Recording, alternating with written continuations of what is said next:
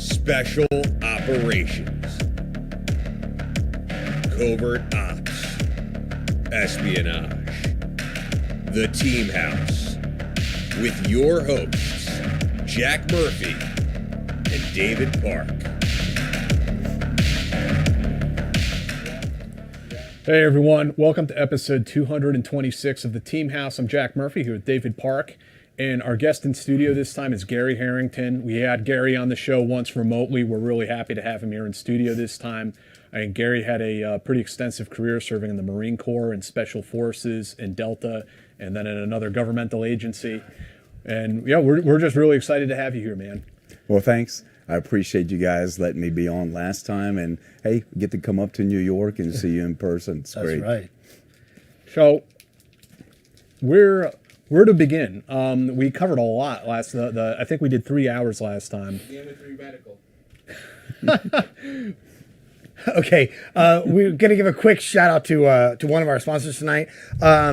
If you need accurate medical evidence that can maximize your VA benefits, then check out REE Medical, R-E-E Medical, and their team of specialists are passionate and experienced about helping veterans.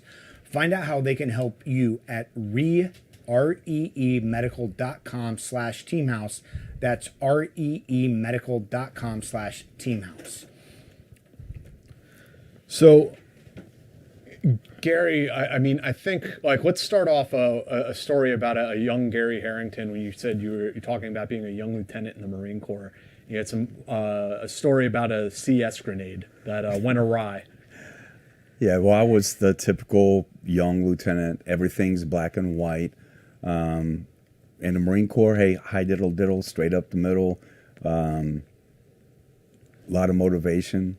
I don't know if I said it last time, but I never was a great person for respecting authority.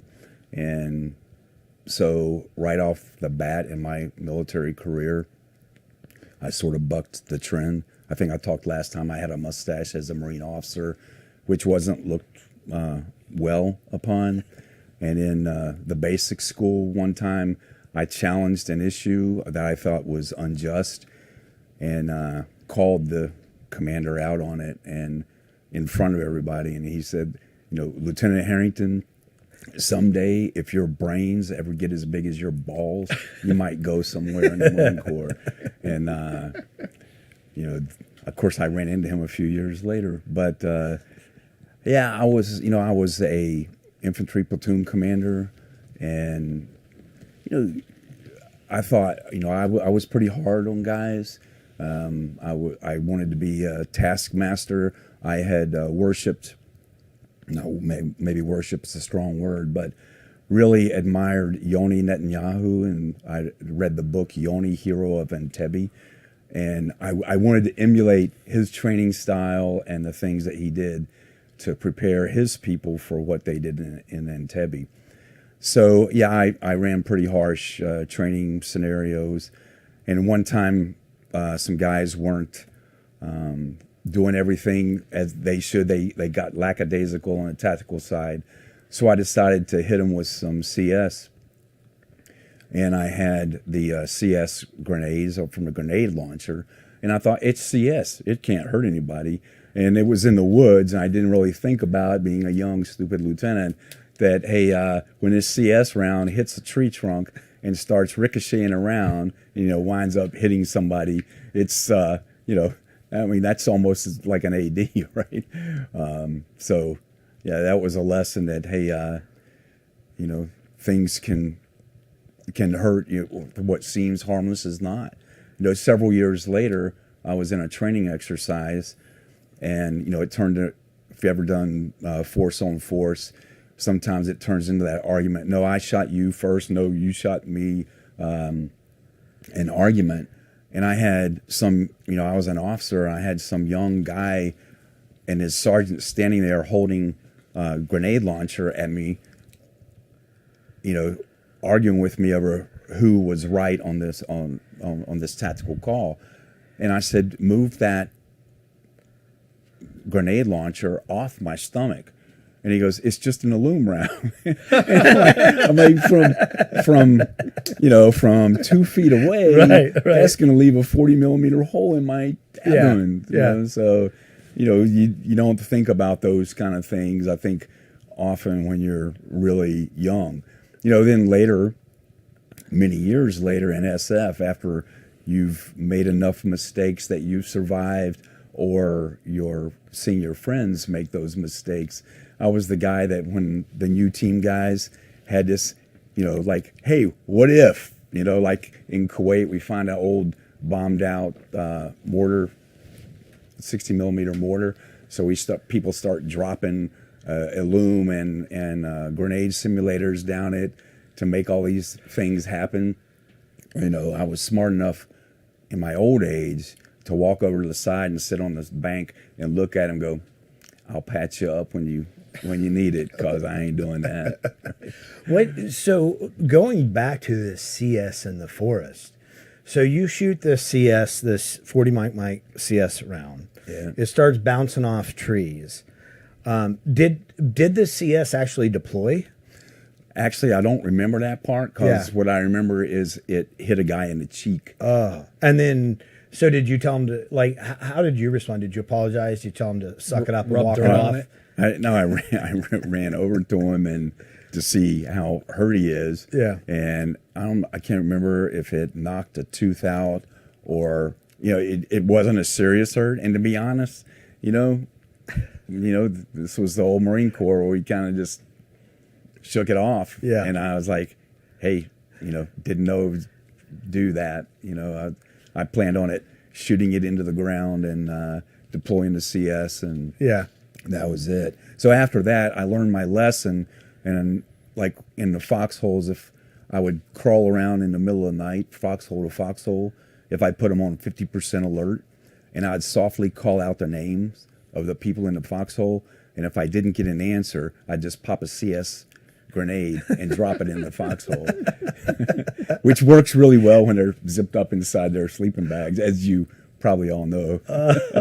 I don't think you can get away with that anymore. There's a lot of things you can get away with anymore. When I was in the Corps, it was the old days. I went through the PLC where, the sergeants took the young candidates around the corner, and I thought that's how things are done. And my first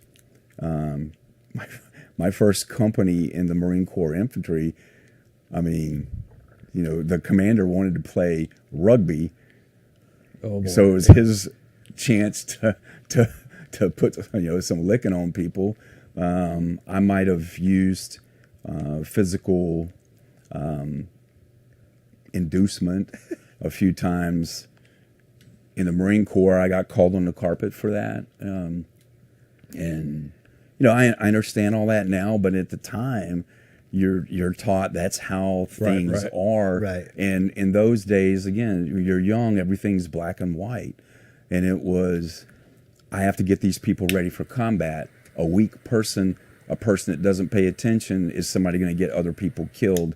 Therefore, anything I do to prepare them for that is justified. Right. Now, of course, I don't view it that way anymore, but when you're young and idealistic, that's how you think. Right. It's how you justify doing those things, because it's like everything's so important. Well, and especially in a peacetime military, I think that the idea of how to make somebody hard or how to make them ready is very different than what the reality is because in a wartime military, often they don't have time for that.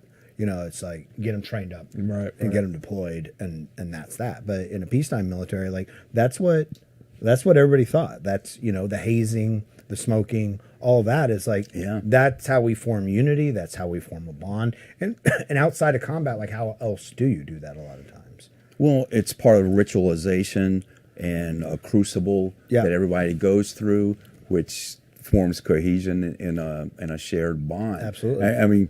It might sound sick to some people Right. that aren't used to that, to the extremes that it can go, but it was all part of that, going through some ritual, just as like Indian braves were supposed to go through when they reached maturity. Right. Yeah. That's fascinating.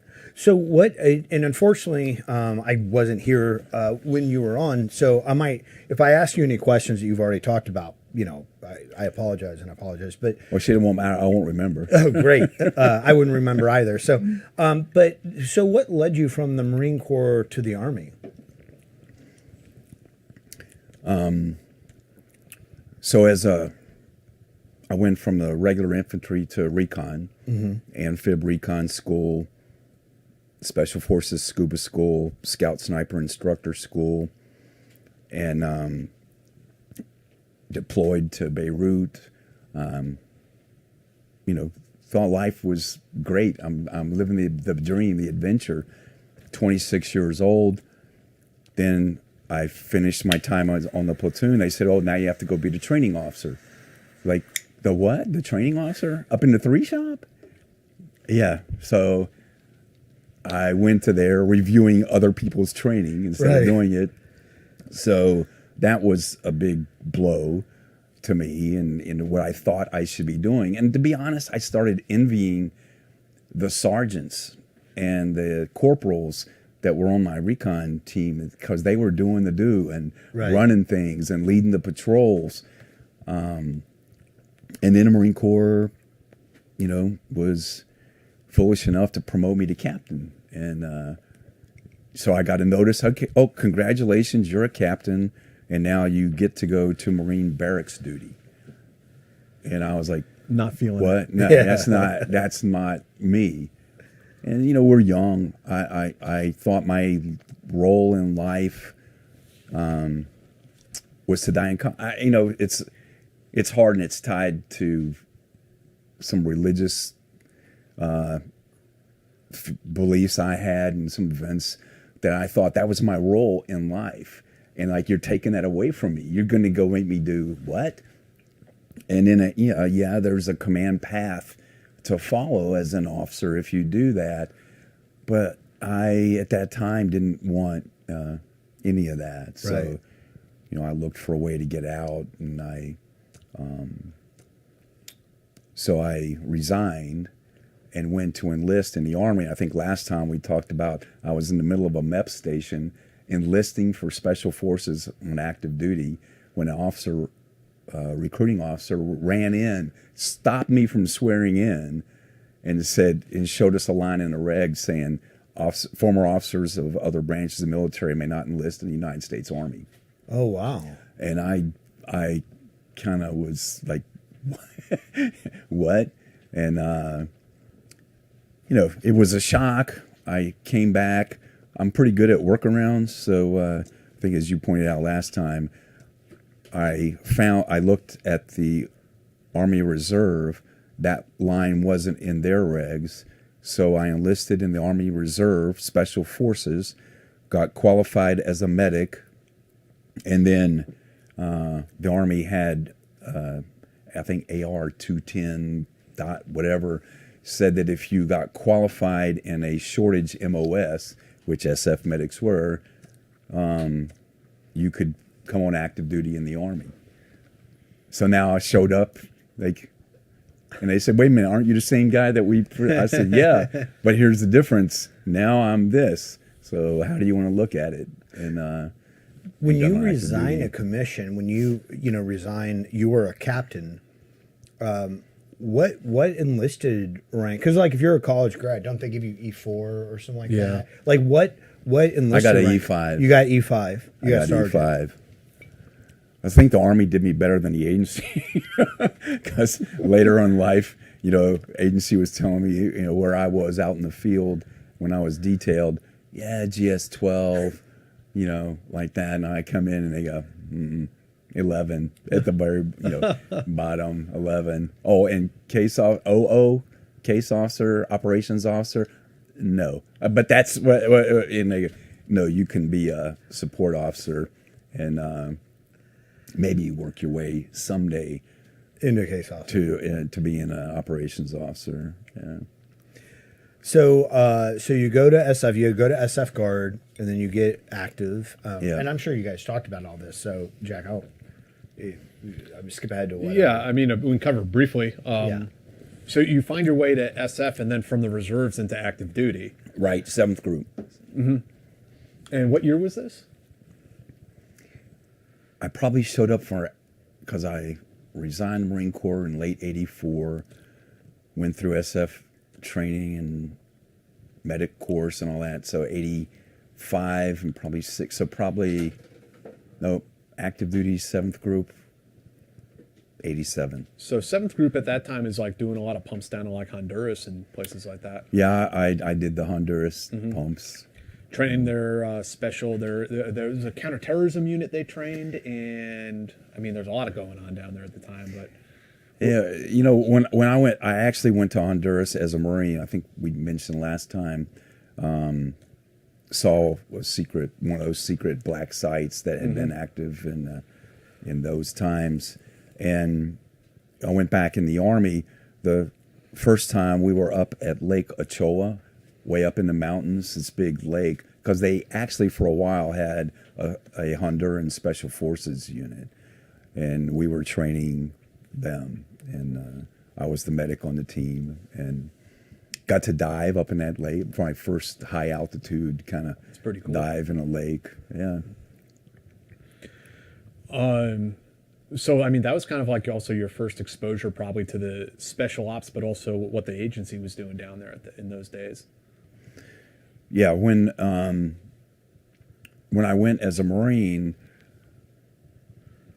I somehow wound up in the little village late one night with a bunch of old former military guys who were plying me with drinks, and they were people that were sort of working that program that was going into Nicaragua. I think Frank McCloskey we've had on here, Rick Prado. Yes. Well, and then Not trying to drop dime if they were the ones plying you with drinks. well, and it was a lot of, you know, I was a Marine lieutenant, and you know, that's my first time with all these foreign people and sitting around an outdoor table, and they just had lines of beers lined up and plying me with them. I remember maybe in my life there's been 5 or 6 times I've actually been knocked down drunk. That was one of them. And, I remember getting back to where the platoon was, where the rest of the Marines were, and getting my poncho and walking over to this mound of dirt and just falling over on it, on top of the poncho, and that was it for the time. This is just a very specific question, but which wings did you choose to wear when you went to SF? Oh, so I had not been to airborne school as a Marine. Oh, really? Okay. But I went to Special Forces Scuba School.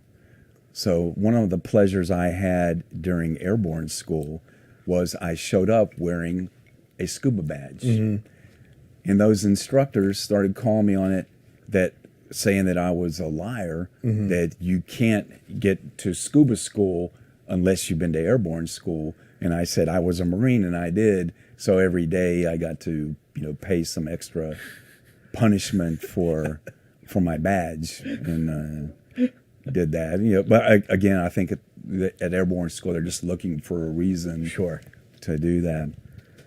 One of the funny stories about my time, I went to Honduras a couple times, but one of the trips there, and I think I went down a third time for a medical mission. Medcap. One of the med caps. And in one of the missions there with my team, we were down in La Ceiba, down on the coast, and I met this old coot in a bar, some old American guy. And it's when we were training the guys up at Lake Ochoa, and to get to La Ceiba, to have like a couple days off, I had ridden in the back of a stake bed truck for like 6 hours, just some local guy's truck to get there. So I'm trying to figure how I'm going to get back up into the mountains. And this old little guy says, "Hey, I got a plane down here. You know, I fly." He goes, "I'm flying up to an airfield near there. you can fly up with me tomorrow. And I was like, well, hey, that would save a lot of trouble. Snake bed truck, yeah. But then I thought about it, and I was like, something doesn't seem right. So I didn't.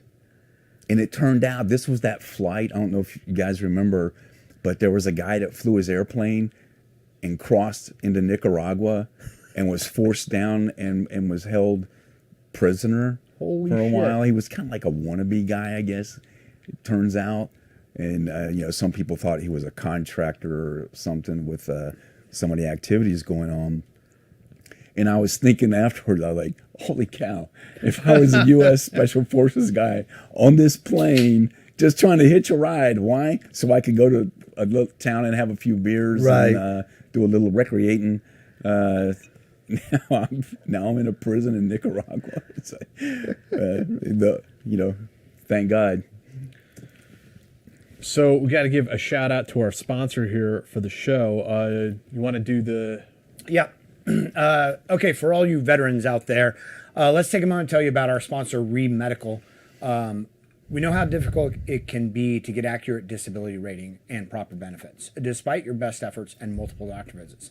Connecting new or worsening disabilities to your service just adds to the frustration. This is Medical's wheelhouse. The documentation process they've designed to help veterans is unmatched, and the experience of the doctors in their network is invaluable.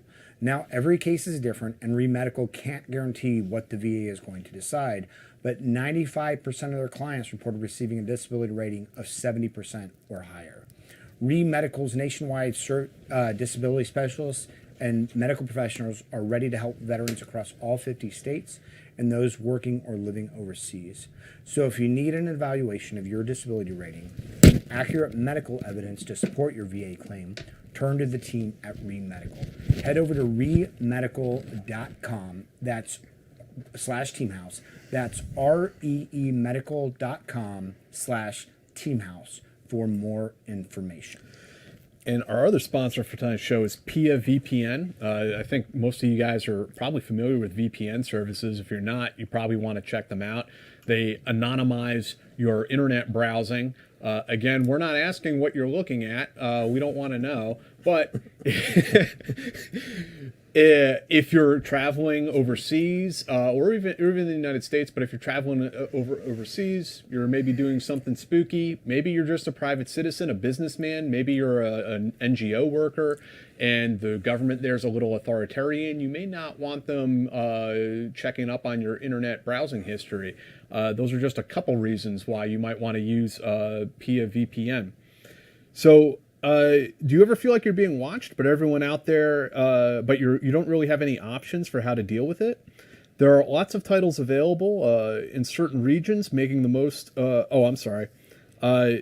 This is about your streaming subscriptions, but private internet access or PIA is the leading VPN provider that works with all major streaming services, so you can access more content than ever before anywhere in the world.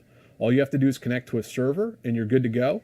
It's really easy since private internet access offers fast servers in over 80 countries in every U.S. state.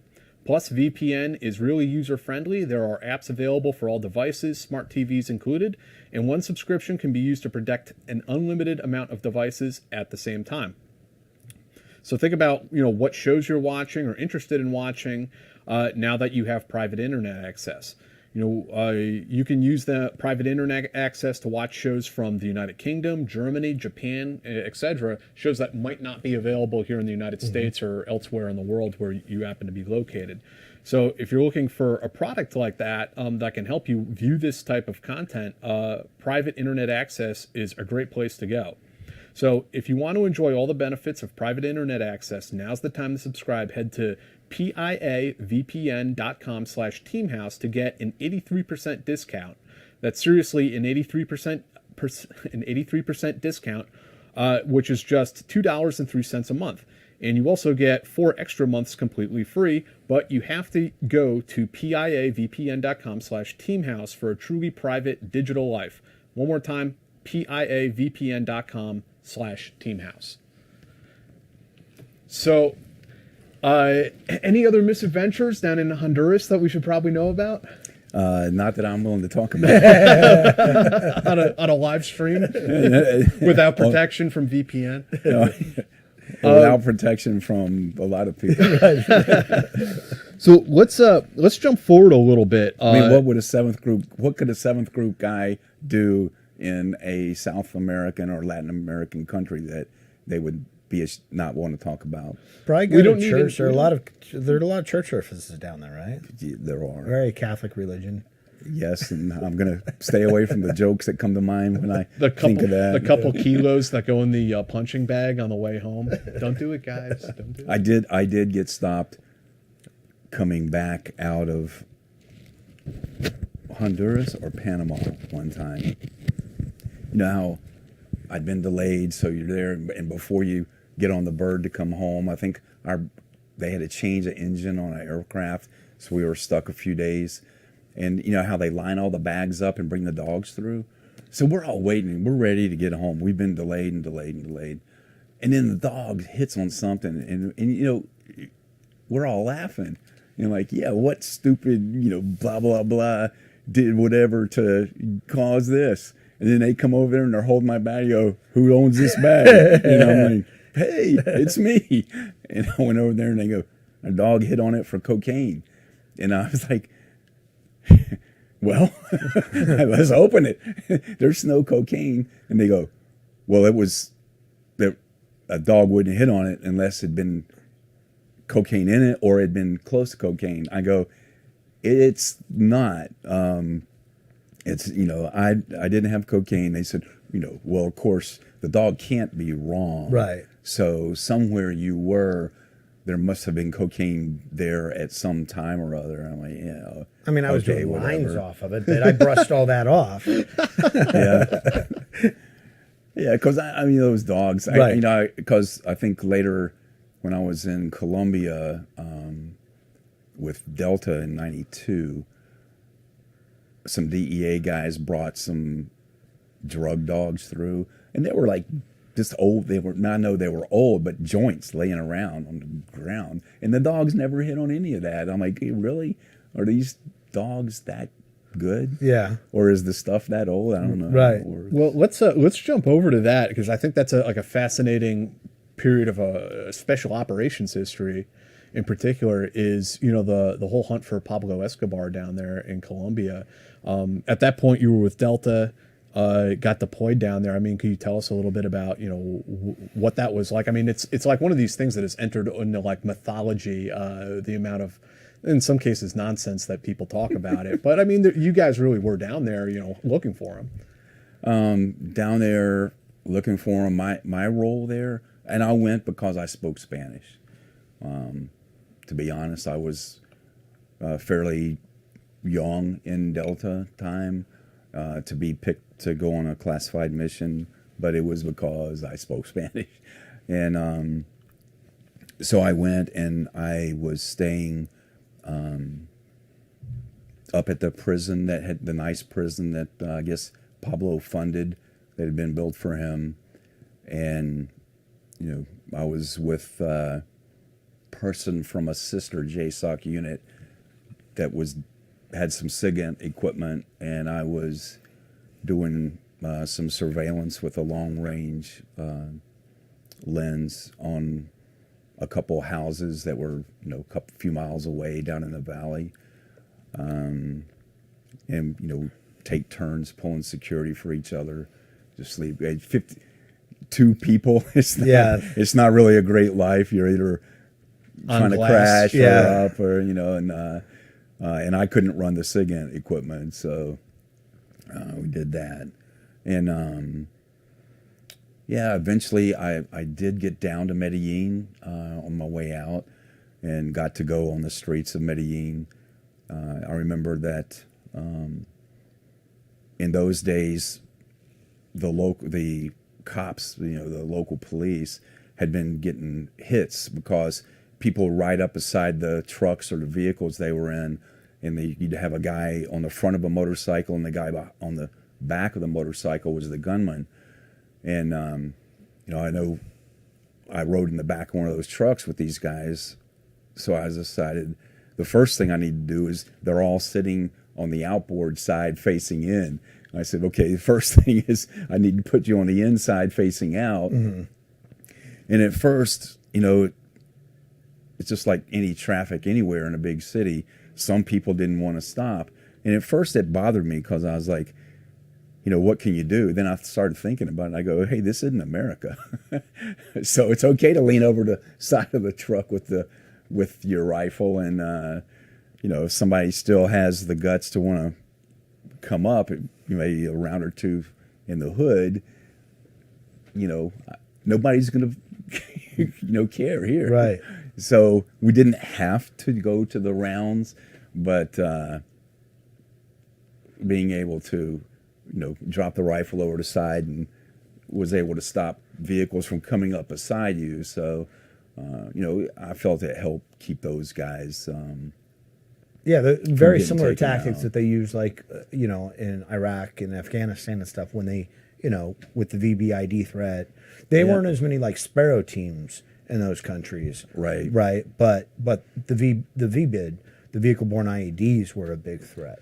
But in Colombia, it sounds like it was similar to like what it was like in the Philippines and whatnot, where they had those Sparrow teams, the two-man motorcycle one of teams. them got Rowe, right? Yeah, That guy Nick did. Rowe, yeah. At that time, so this is 92, Pablo's not in his custom-made prison at this point, right? He'd left the prison. and you guys are looking gone. for him. Yeah. Well, what was your perception at that time about, where he was or where you guys were at in regards to the hunt for him? I'm probably wasn't aware of all the details, because I'm on the nug end of this thing out there. But yeah, he was long gone. One of the things I did was like look through the huts, just looking. I'm looking for intel. It's like, hey, wait a second, has anybody really gone through this? Because I'm finding stuff like here's checkbooks that have account numbers and stuff, Like the SSE, the prison. Yeah, has basically. anybody done this? And I'm not sure that had been done. But again, we're talking 1992. Right. A lot of that stuff didn't develop until after 9/11.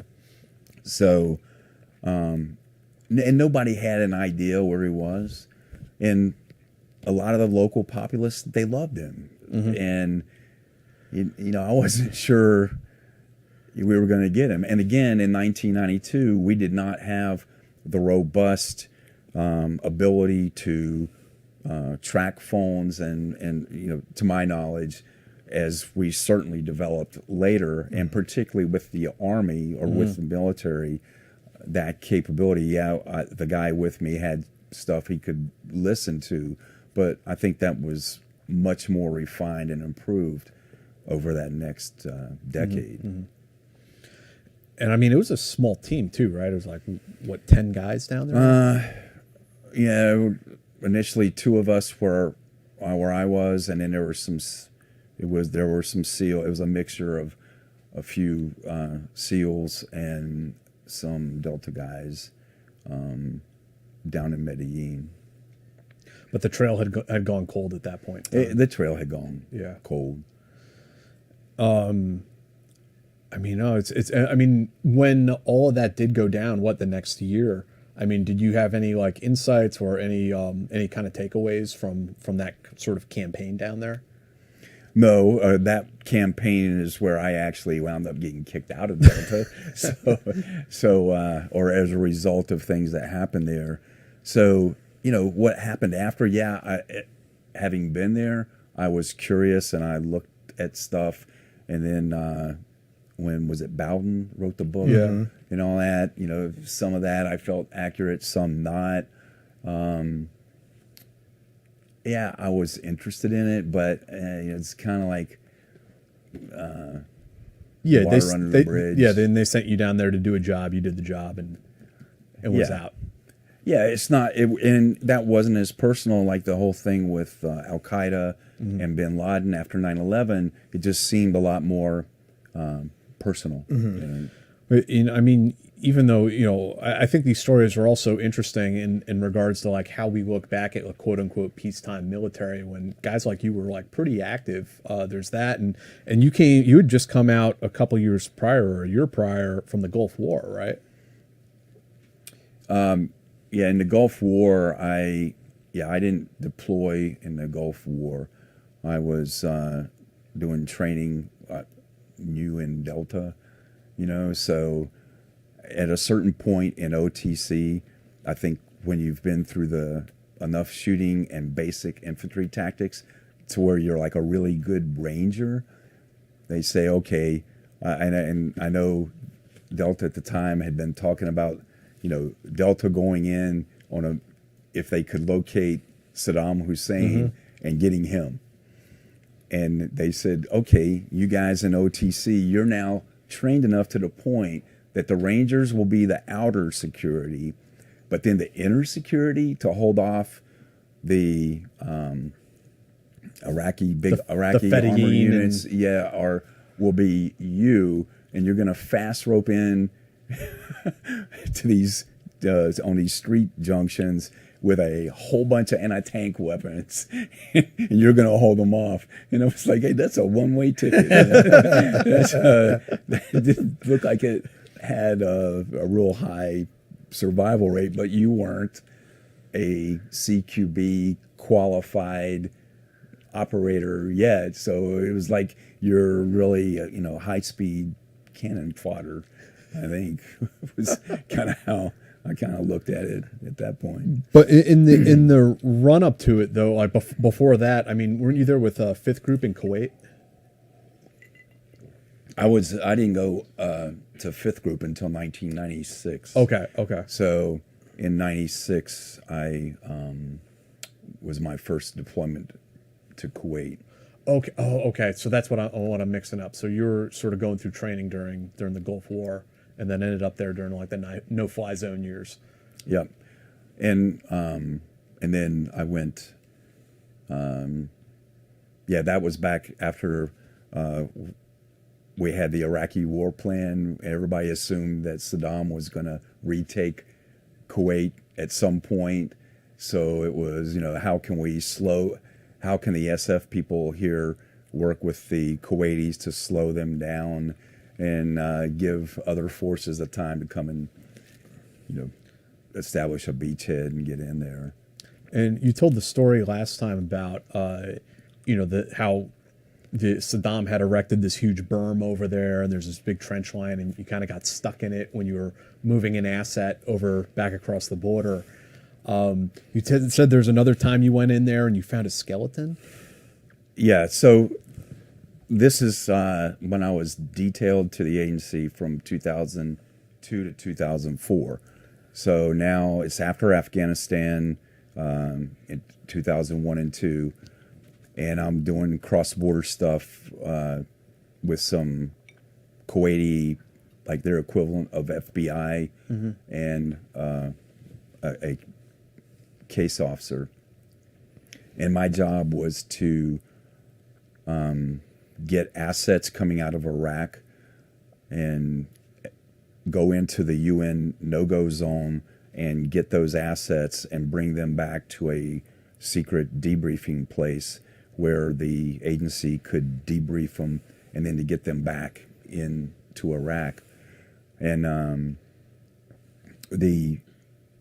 so there was this big berm and a 15-foot deep, 15-foot wide trench along the border to that part of Kuwait.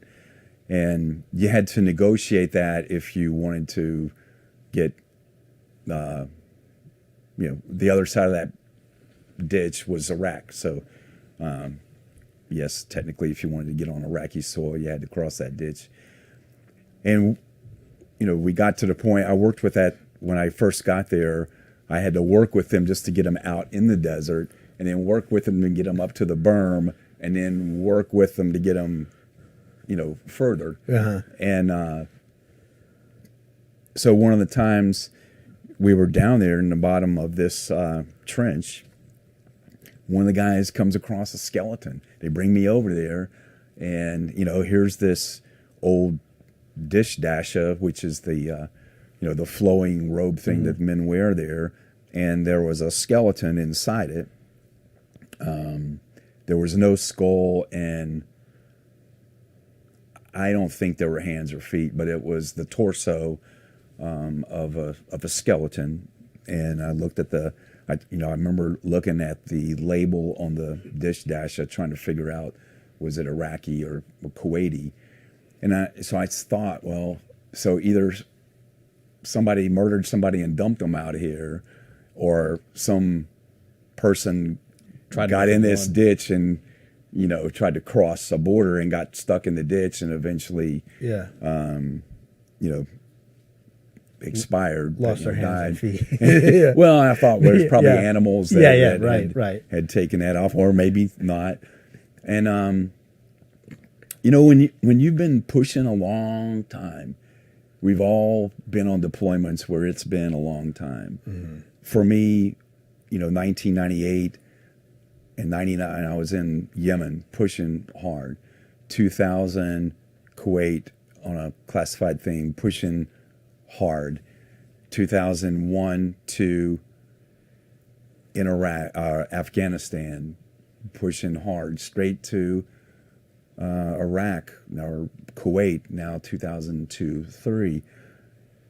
You lose a little bit of your objectivity and maybe just a skosh of your judgment. Mm-hmm.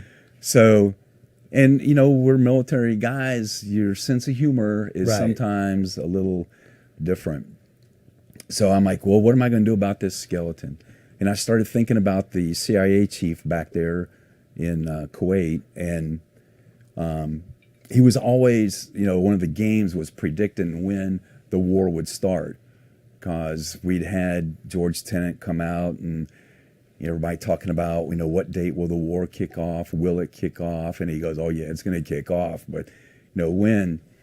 And I just kind of, again, it's sort of the thing about me and authority.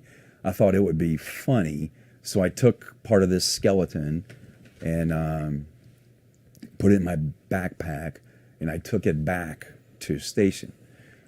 And of course, I always roll in at night after everybody's gone, because I'm up on the border. I do a regular day's work, and then late that afternoon, I'd jump in a car, drive fast as I could up to the border, and do this stuff and get back like 1 a.m., maybe sometimes midnight. Anyway, I came into the station and went into his office, and I piled the bones up on his desk. And I left a note that said, hey, you're always trying to read the bones about when the war is going to start. Maybe this will help you. I thought it was hilarious. As a military guy, I'm like, it's hilarious. How did that go? How did that go over with the CIA? Yeah, the next day, I remember, come on, I typed with 2 fingers, and I'm sitting at my desk waiting for as he comes in the office that day and goes back to his desk. I think this is going to be funny, and then I hear her screaming, "Gary Harrington, come here!" And it's like and I thought, it should be something to laugh about, but they did not consider it a laughing matter, and it was, where did this come from? And then it was like, well, here, because you tell me it's real, and I'm like, well, yeah, it looks like it's real. And then it turned into this, and look, now I do see a different side of things that I didn't see in those days. Like, in hindsight. Well, in hindsight, that is desecrating, a dead person. I feel whoever killed them and dumped them there and took away their extremities might have desecrated them more. But, then it was a big deal, because then it was like, we're going to get caught with this in the embassy, and it's going to be a big international incident. So then it was, I got yelled at for a while, and then it was, you have to get rid of this immediately, and you have to do it in a respectful way in accordance with the traditions of this country. And I said, understood. And I gathered the bones, wrapped them back up, and I left. And then I went to the nearest dumpster and dumped it. I'm gonna wager, hazard a guess that this didn't make it up in the cable traffic that day. No, it did not make it into cable traffic. And then all I said was like, "Is that taken care of?" I just said, "It's taken care of." Oh my God, I can imagine the entire office freaking out. Yeah, but in the Army, it would be a whole different thing. But again, that's one of those lessons. You have to learn your environment, and it's a very different environment. You got to read especially the in an room, embassy. right? Oh yeah, it's different. Like sitting there in the embassy, like in Kuwait, Saddam was launching Scuds towards the embassy, and the chiefs of all the different departments had those warning devices that would give them a signal when they go off, and then everybody in the embassy would sound the alarm. You had to duck and cover and get under, put your mask on, gas mask. Everybody practiced that. So here's embassy personnel, State Department personnel, CIA officers that have never done this stuff before, putting on gas masks and all. And the times where those alarms went off, people were really frantic because they weren't military. They hadn't really trained it.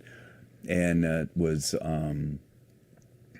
always, I remember sometimes when it went off, having to help people, particularly women that would get the straps caught in their hair, and now they're frantic trying to get it in, and it was having a hard time to get people masked because I really wasn't in a hurry to get mine on. Yeah.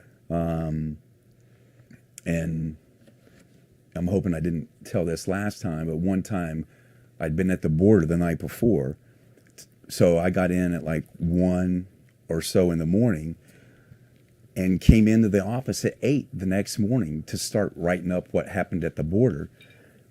And, you're smoked. I was tired. And about midday at lunchtime, I thought, I'm going to go outside. And this is Kuwait, 125 degrees. And I'm going to get in my car in the parking lot and turn it on and turn the air conditioner on and take a nap.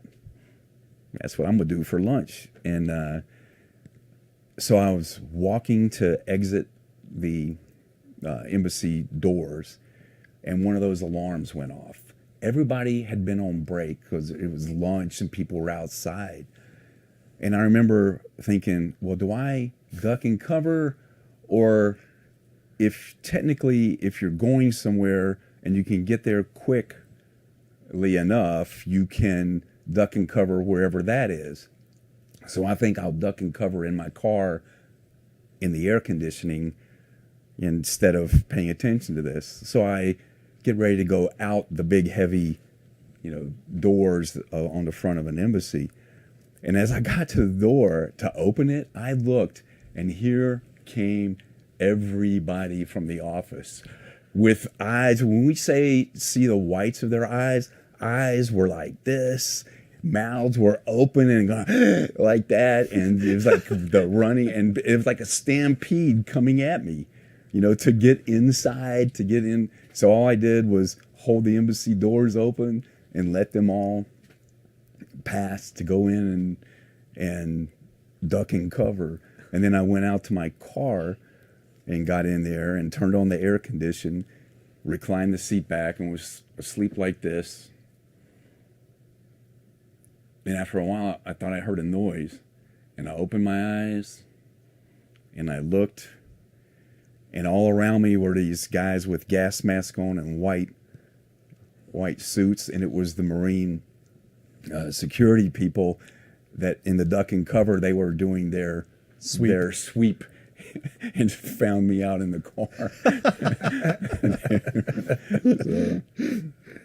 And they're like, don't you know we're in the shit right now? Well, by that time they knew I was a former Marine, so Yeah. it was like, okay.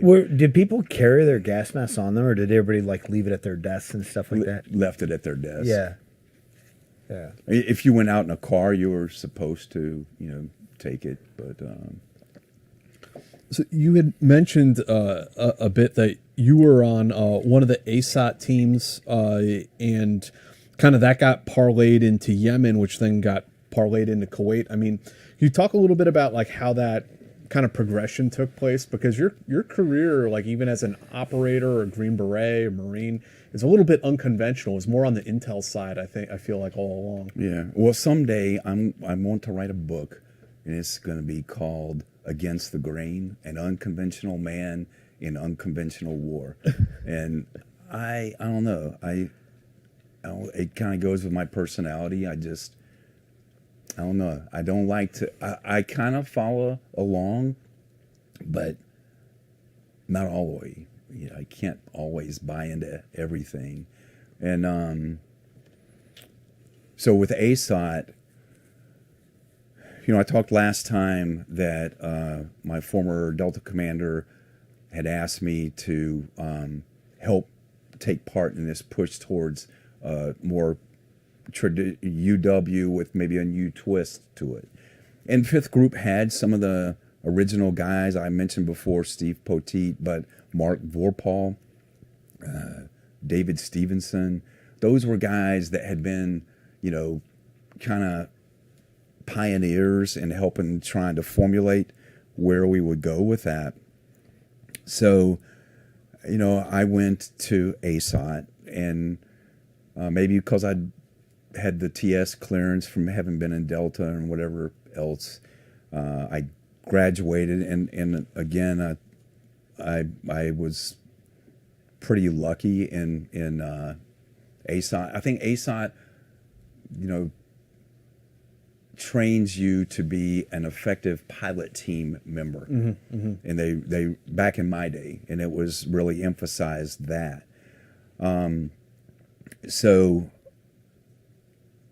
after graduating ASOT, just a couple months later, I got contacted by SOCCENT to come down and talk about, you know, a program. So I wound up going to Yemen to be the first SF person to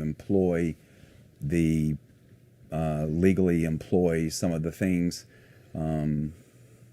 taught in ASOT, or you know, it was a test case to see what can we do, and that was in order to enable me to make accurate assessments for the security of a ODA.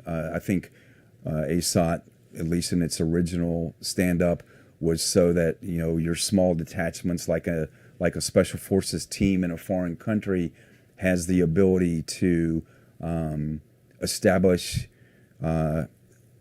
ways to gather information and make its own assessment and protect itself from, you know, coup, terror attacks, or whatever it might be, because you don't have that big support, The force protection mechanism.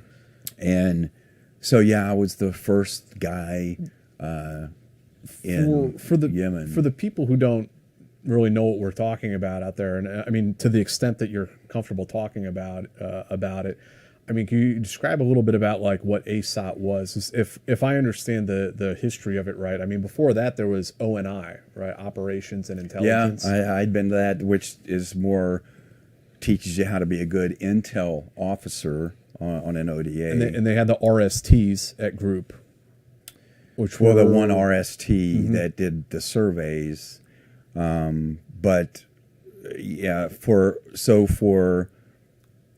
ASOT, like they really did focus on, like, the final exercise is you play the role of a team that has been inserted into a country that we used to have relationships with but abandoned. So there'd been guerrillas. You're supposed to reestablish contact with this guerrilla So basically, force every place we've ever been in a hostile country. No, come on, it's just like Afghanistan, right? Right.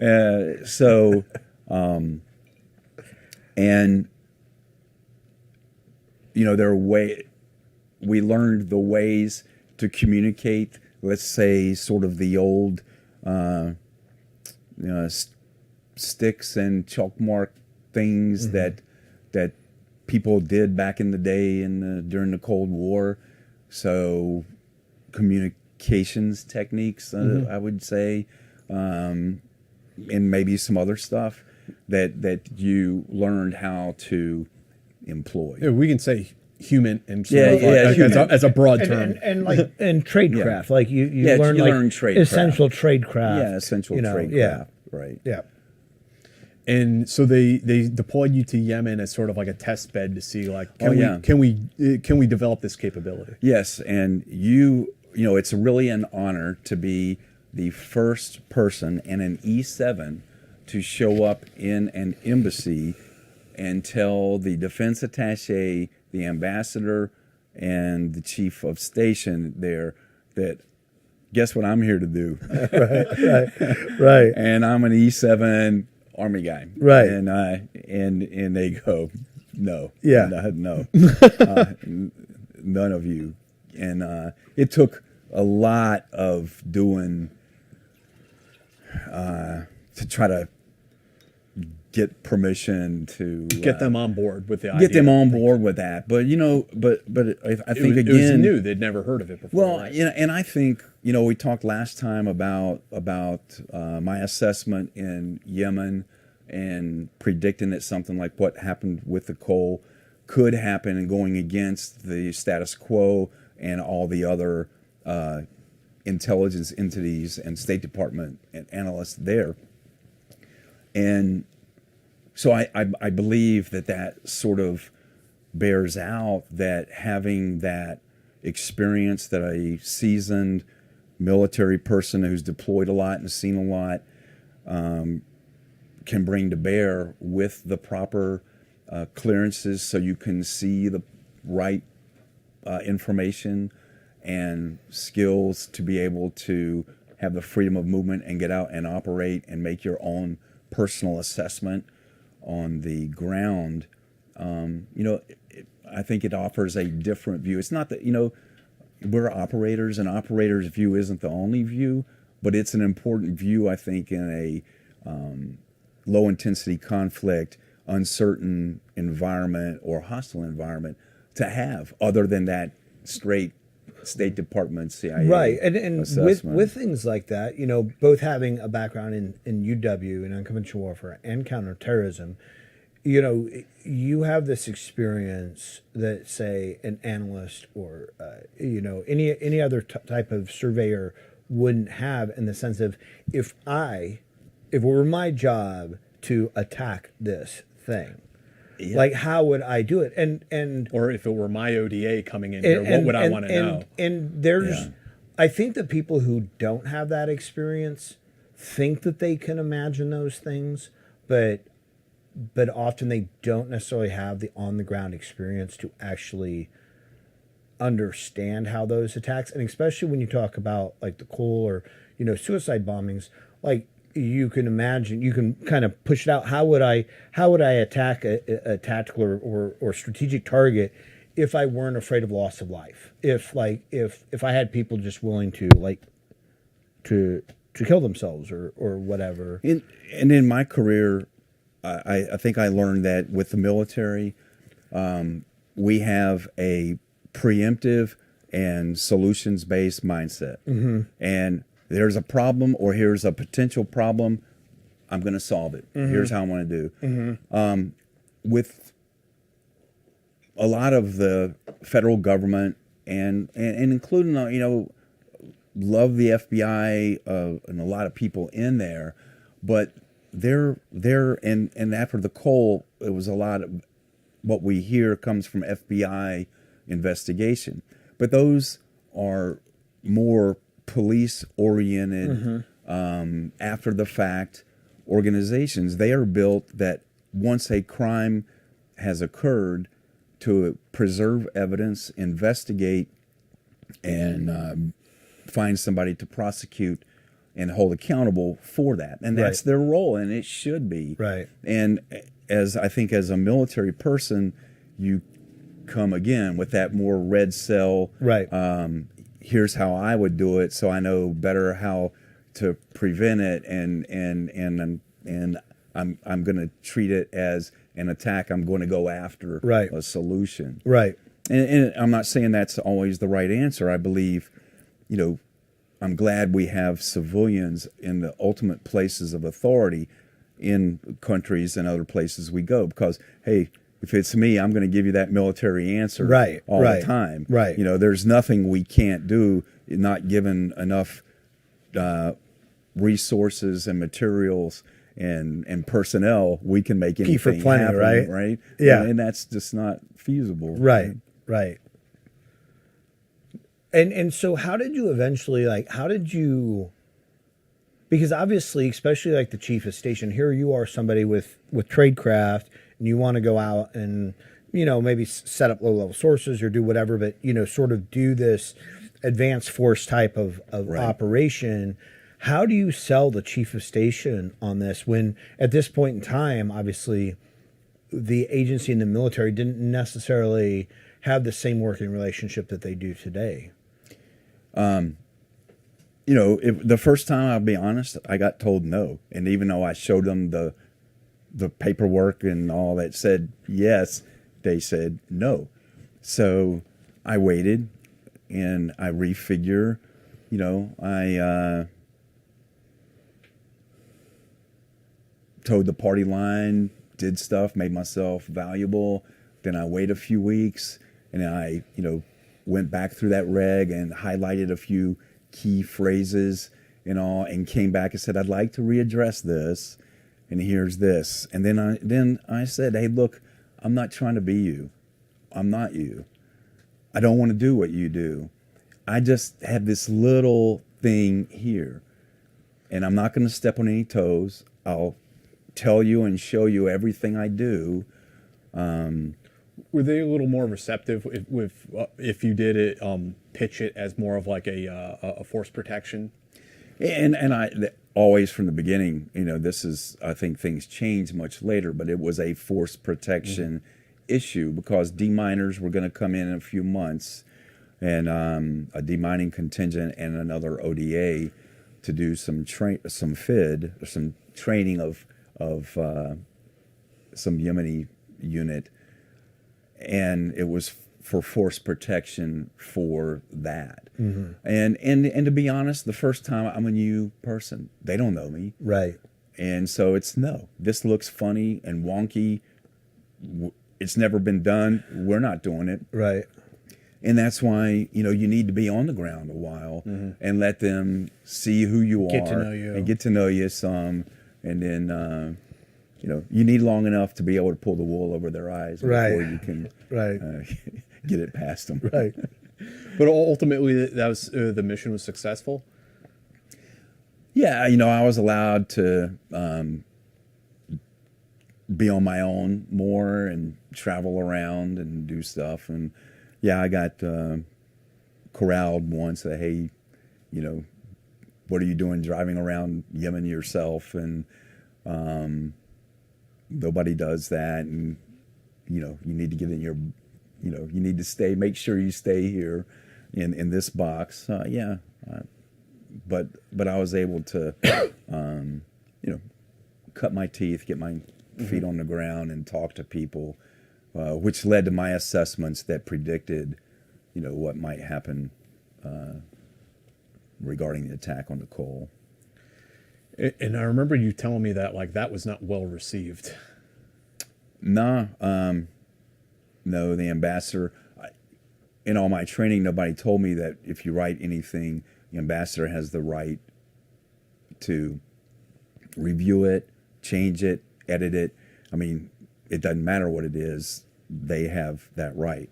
And I thought I could bypass ambassadorial comment and review by just sending a area assessment back, and that turned out not to be the case.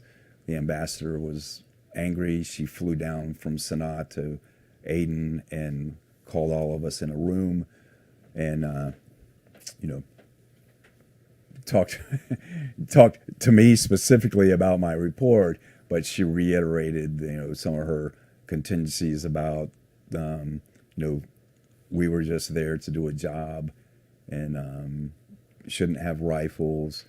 We were, in her view, it seemed like just as much as a threat as anybody else in the country, because we might do something that might cause a problem. Because her line of diplomatic effort was more of like, I don't want to say normalizing relations, but building diplomatic relations. You know, to be honest, my opinion is her line of thought was, I can't have anything that will, any kind of report that comes out that makes this a dangerous place that causes Hillary Clinton to cancel her planned trip here. So, I mean, to be honest, that's, I believe that, and I don't think I could be convinced that was any other reason for that. Yeah, I mean, and I understand, I guess, the political implications, but this is also like the makings of a scandal too. Like if they do come there and then an attack happens, and then there's a big thorough review, like the 1983 Beirut bombing. I mean, this was a big thing where there were people, we talked to Mike Taylor about this. I mean, that, there were people warning that, something was percolating here, something bad was going to happen. And then a bunch of people die, and after the fact, it's like, ooh, we should have seen this coming. Well, and things on the ground in Beirut changed over time, and it wasn't the place we first went into, right? But that becomes that that yin and yang between the civilian authorities, the ambassador, and the military people on the ground. I don't know if last time I told the story, but in Beirut, I was covering the beach, and I had my recon platoon there on the beach outside the airport. It was down on low ground, and there was a big berm and a big highway right beside that. Well, so to defend against that, because we're down in the low ground, I built 2 giant sandbagged machine gun placements up parallel to the road. And at one point, we took these big giant shipping crates, plywood shipping crates that came off a ship, and put it up at the machine gun emplacement and put the sandbags around it. But then I was able to put a roof on it and put 3 layers of sandbags on top. Why? Because I'm protecting from RPG and grenades. And mortars. And I'm standing there again. I'm a second lieutenant in the Marine Corps. And I'm there. And one day this, probably a Suburban, or pulls up, and some guy in a suit gets out, and he comes over to me and he goes, "Who's in charge here?" "I am." And he said, "What's that?" I said, "That's a machine gun emplacement." "Yeah, what's that on top of there?" I said, "That's a roof." He goes, "Is that wood in there?" I go, "It is." He said, "Well, that looks like you're planning to make it makes us look like we're establishing a permanent presence here." Right. And I'm like, "No, it's to protect against this." He said, "Well, I want you to take it down." I said, "Who are you?" He said, "I'm Ambassador Crockett."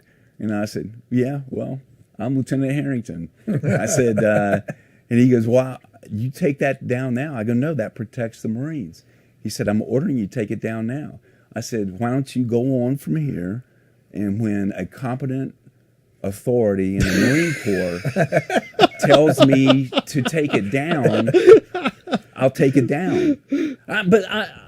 You don't know. I didn't know. And I thought, hey, ambassadors have the ultimate authority. Oh, yeah. And I thought, I'm being just like Yoni Netanyahu. Yeah. I'm doing the right thing. Yeah. When he leaves, and about 20 minutes later, I get a call on the radio from the Marine commander who's really upset. Right. And who informs me that, hey, you need to take that down. But that, for me, was that whole thing of, here we are now putting personal safety at risk for political messaging. And it's not even messaging. No one in Beirut believes that your little bunkers thing for your machine gun is a permanent, persistent presence of Marines. Right. You're not building a headquarters bunker. Right. It's not a concrete bunker. Yeah. It's not It's not a pillbox like carved into the mountainside. Yeah. I would like to say that stuff can't happen in the military, but there have been a Special Forces Sergeant Major or two who have wanted guys to go out and paint rocks. Yeah. Yeah. To beautify the area. Oh, yeah. Yeah. We know. So and so while I might be hard on that ambassador for that thing at that time, and I'm pretty hard against about Ambassador Bodine's choices. Maybe there's a few military people that have done the same. Oh yeah, I think area beautification is specifically a military term. Yeah, they don't have foreign service officers out painting rocks. Yeah. That doesn't happen. Yeah. No. So what year was it when you wrote this report that that the ambassador didn't care for? That was 1999. I went there. I went to Yemen in 98 and stayed over into 99. Yeah, that was pretty prophetic. Yeah, absolutely. I mean, because the call happened in 2000. Well, and remember in January 2000 was the attempt by the same guys on the USS the Sullivans, and it didn't work out for them, and so then they retried and regrouped and retried in October. And the fact that they could try it once and not be successful, and then do it, and then that doesn't raise like the threat level and everybody's defensive posture. And maybe it did, and it just didn't work. But the fact that then they could turn around and do it on the coal, after their test run. I understand that push-pull between diplomacy and military security, but I mean, come on, at a certain point, it's like... No, it's not. Well, I think I told you before that the Islamic Army of Aden, I showed up, I'm told the accepted story was it's 3 guys and a fax machine that just make threats against Westerners, and there are very few Westerners there at that time. Mm-hmm. So then, things go on, there's a few car bombings, they get more active. I talked last time about the arrest of the Aden 6 while we were in Aden, and their direct tie to potentially trying to hit us and where we were staying, and then the hostage standoff, in a fight, and some hostages were killed. So to me, all the analysts and the intelligence agencies failed to take into account this escalation. And again, that whole thing of we're military people. So, again, I have people that are dedicated, that have proven that they have access to weapons, have proven they will take violent action against Westerners, mm-hmm. and have a stated interest. And yes, I did see the SIGINT that, so I understood that why people said it wasn't an Al-Qaeda place, and that there had never been any operations there, and there were no direct operational ties to Al-Qaeda at that time. Okay, I get that, but I still have a bunch of inept guys that will do whatever they're told to do. And they're getting better. And and so again, my ultimate assessment again, with military experience was, okay, what if they ever accept operational control from Delta? I mean, from Al-Qaeda, and Al-Qaeda provides training and operational, develops the operations, or they host a cell from Al-Qaeda. Well, and guess what? The whole thing was a cell that was hosted. And a lot of those, what we would call like minor league or third tier, whatever, like organizations out there in Africa and in the Middle East, who, I mean, in the Philippines, wherever, who we would say, well, they're not AQ. It's like, but they want to be, and so they're trying to make their mark so that AQ will like send them funding and they're trying to like step on the stage, so they're willing to go a little bit further. That's what happened with ISIS. Quote unquote, in air quotes, ISIS in the Philippines. I mean, they're really just bandits, but they're trying to get the attention. Same thing in the, again, quote unquote, ISIS groups in Africa. They're trying to get the attention of ISIS, the bigger players. Get the money, get the recognition, get the funding, get the training. The media exposure. So the way they do that is they go out and they try to make these big things happen so that the parent organ, the organization will look back and go, hey, yeah, we'll pick you guys up too.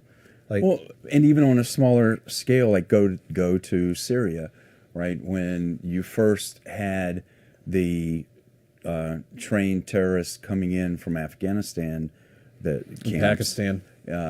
into Syria, the people they hooked up with became successful on the battlefield, right? So now here's this guy. Now the local that has brought in, hosted a cell, is becoming successful. He's becoming bigger and more popular and more powerful. Mm-hmm. So now his competitor 50 miles away, hey, I need one of those too. Right. And so now you get this, and people are welcoming These franchises. And because it grows their power. It's really that much different than us going into Afghanistan with suitcases of money and Right. paying warlords to be on our side. Right. So speaking of which, I mean, let's jump a little forward ahead. I mean, we talked about Yemen, we talked about Kuwait. On the last time we spoke, the previous episode, we talked a lot about going into Afghanistan and Tora Bora. Some really incredible stories there. But I want to jump a little bit further forward into the Koust bombing and sort of your awareness of that. I think we've had a number of guests on the show who have talked about the Koust bombing, CIA personnel. Do you want to talk about it from your point of view and what happened in the aftermath? Sure. This is one of those incidents, right? That it's a very seminal incident, and it's very emotional to a lot of people. So, I want to caveat to anybody out there that this is my personal view, right? We had FBI has, or in law enforcement, there's this saying, the lust for the bust. So it's sometimes you get ahead of your skis, lean too far forward because you want to make that bust. So here, Al-Qaeda played the agency masterfully, right? The triple agent. Yeah, they dangled this guy. They let photos leak of him with very senior Al-Qaeda people. So the whole thing with when you have an asset, who is this guy? What does he claim to be? Can we verify that? Okay, he's who he says to be. What is his access? Well, okay, how we verify that access. So what is everybody looking for? Access to the top tier. So, wait a second. If we have what we think of as proof that this guy has access to the top tier, now then, that desire to do something becomes very strong. And, there are a lot of patriotic reasons that we all want to do that too, right? But then in any bureaucracy, I think there's also some career-minded people that like to latch on to things that have a big result because of what it does for their careers. And I'm not pointing to any person in specific on this, but because of the desire to get a big hit against a big person, the standard precautions, a lot of those were thrown to the wind. I'm sure your other guests have talked about just the tactical part, not searching the guy before he came in. That can't be. I've brought assets, and some of them were bad guys, onto the Ariana Hotel compound, but not until I or the GRS guys with me searched them to make sure they did not have anything on them before I would ever bring them somewhere where I'd risk other people to them. And in this case, right? You have this guy that gave a reason he did not want to be searched, so the call was made not to search him. And of course, that enabled him to detonate himself. And then what compounded that was because, I worked on another top 5 Al-Qaeda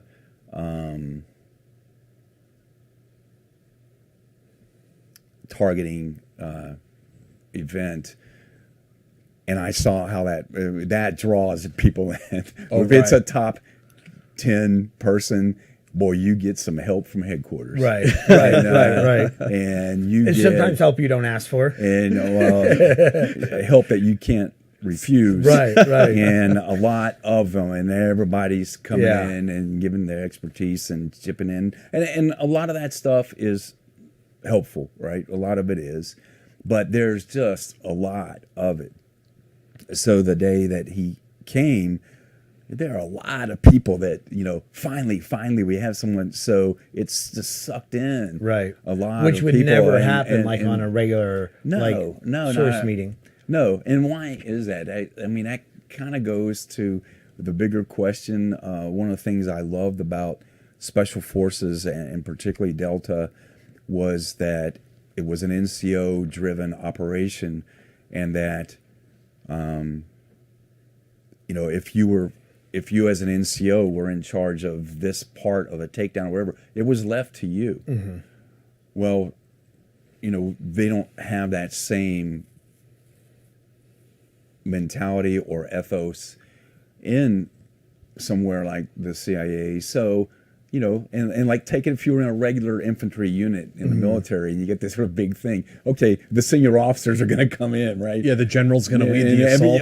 Yeah, go on. And I think, it drew people in, and it was this big deal. And then I think maybe some people excused, or, you rationalize in your own brain why we're not doing this that we would normally do, because, well, so-and-so is senior and they're here and they're buying off on this. So, okay, I buy off on it. And, that happened, so it was, it was a shock throughout. And then I think that's the first time it really hit the agency hard, because we've lost people, of course, in different assaults and different attacks, and going back to Beirut and throughout the history, we have the wall where people in the agency, have given their lives. But here was like in the war on terror since 9/11, here's a time where they actually targeted and attacked us in a larger scale, and it was successful. So there was a lot of anger and angst about that. The agency was able to, through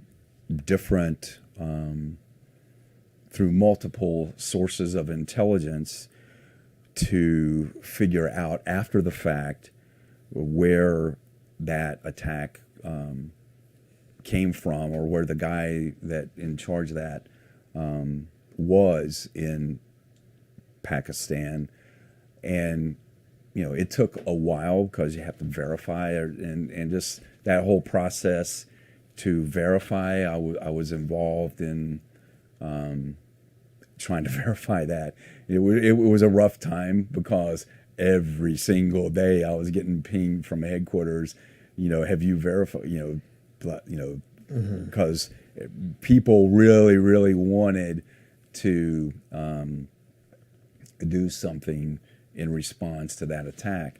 But yes, eventually the agency was able.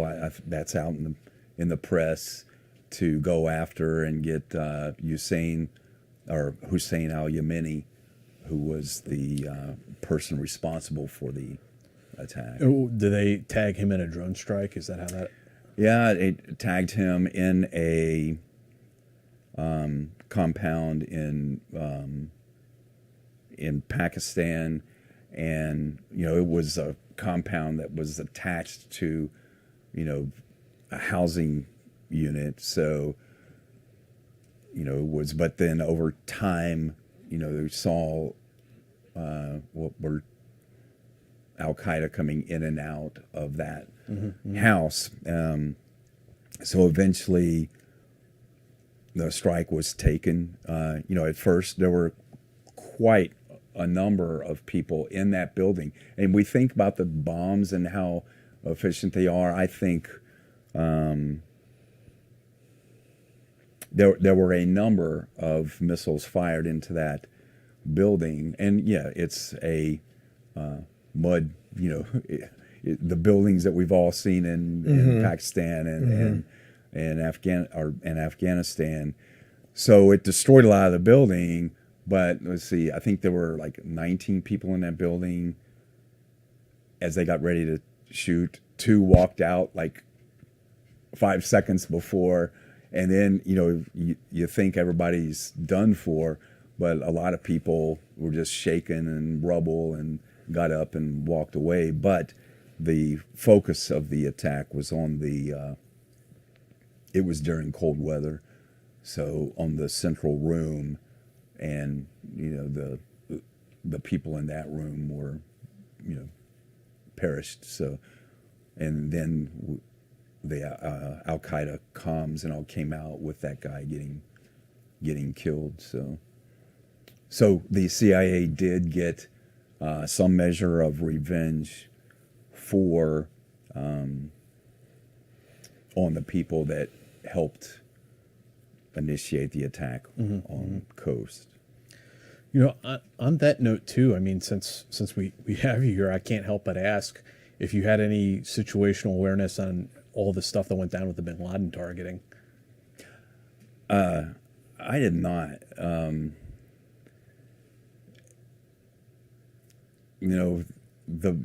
We all at some point, and when I was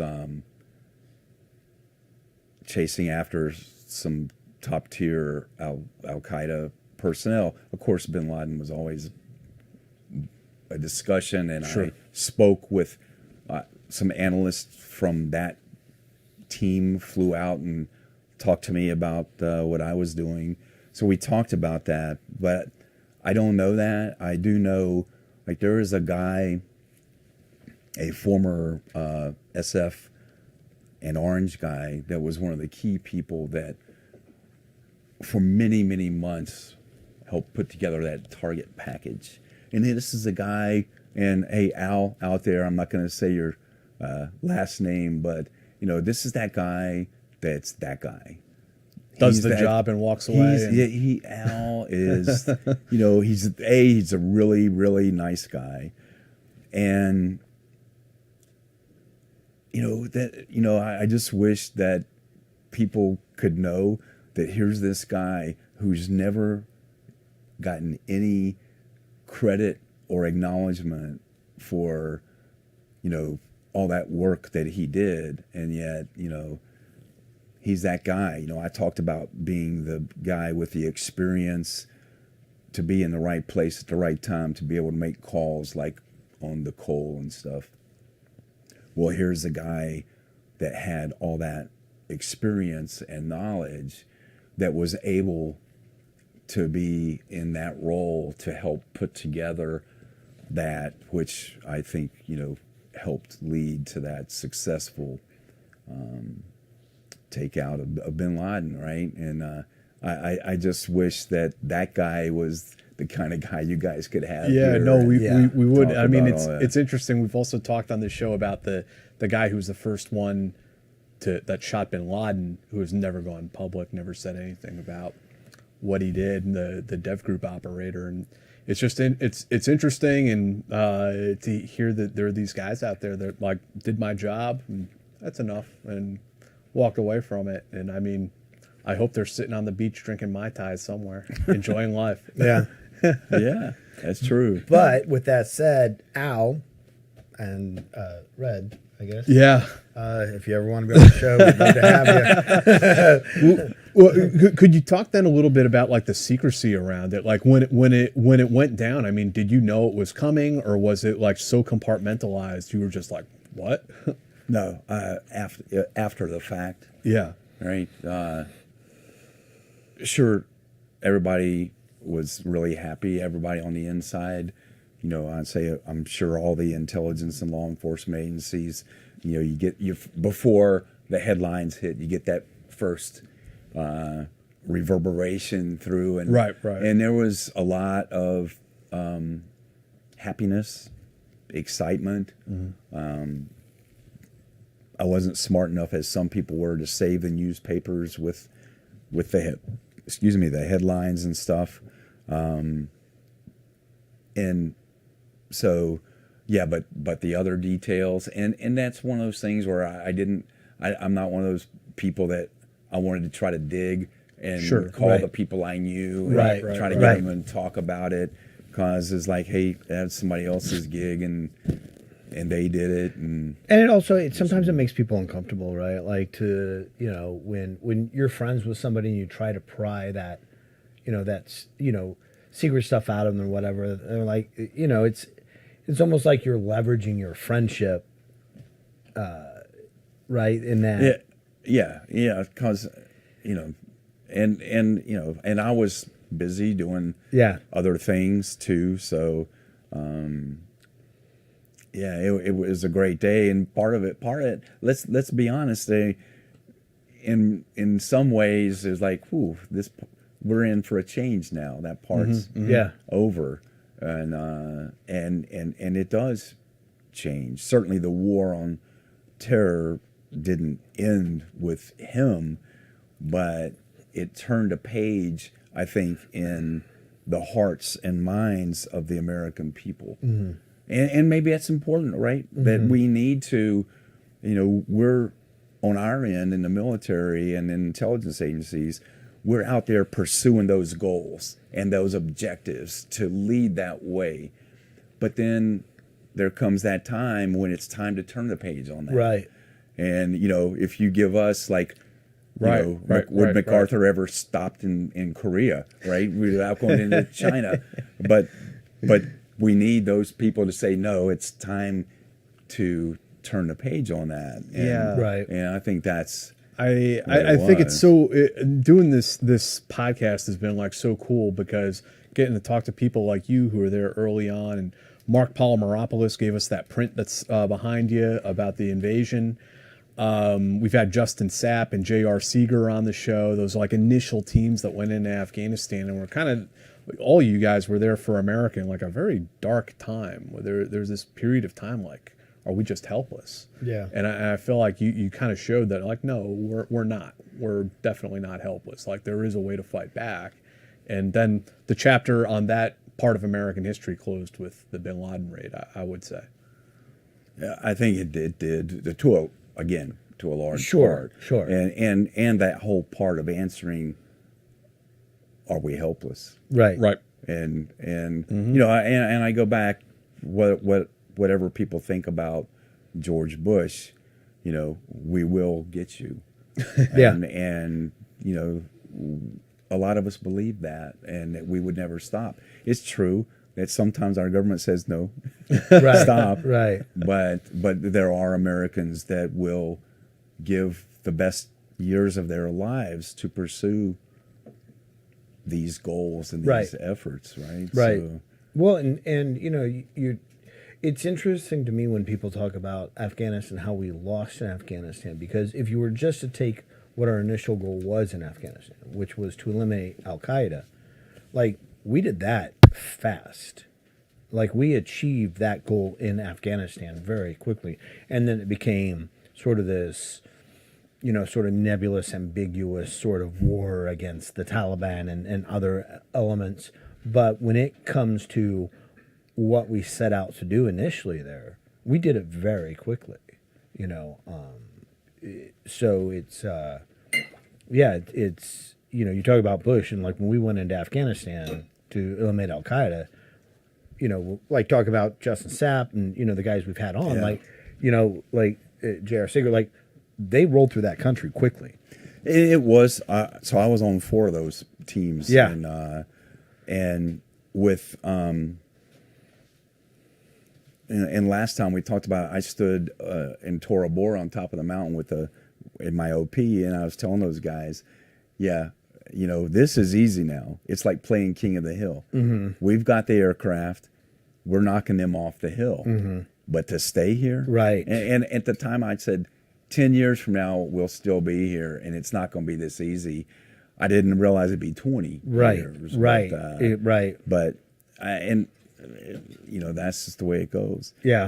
We're talking about some serious things here, and I mentioned before to you that I would tell you some funny stories about Frank Tony. What I want to hear about next. Frank Tony. Frank Tony. Yeah. General Frank Tony. Yeah. When I met General Frank Tony was when this coincides with that whole ASOT thing we talked about. So he was the commander of SOCCENT. And I go down and meet Frank Tony. And Frank Tony is known, he was a hardcore military guy.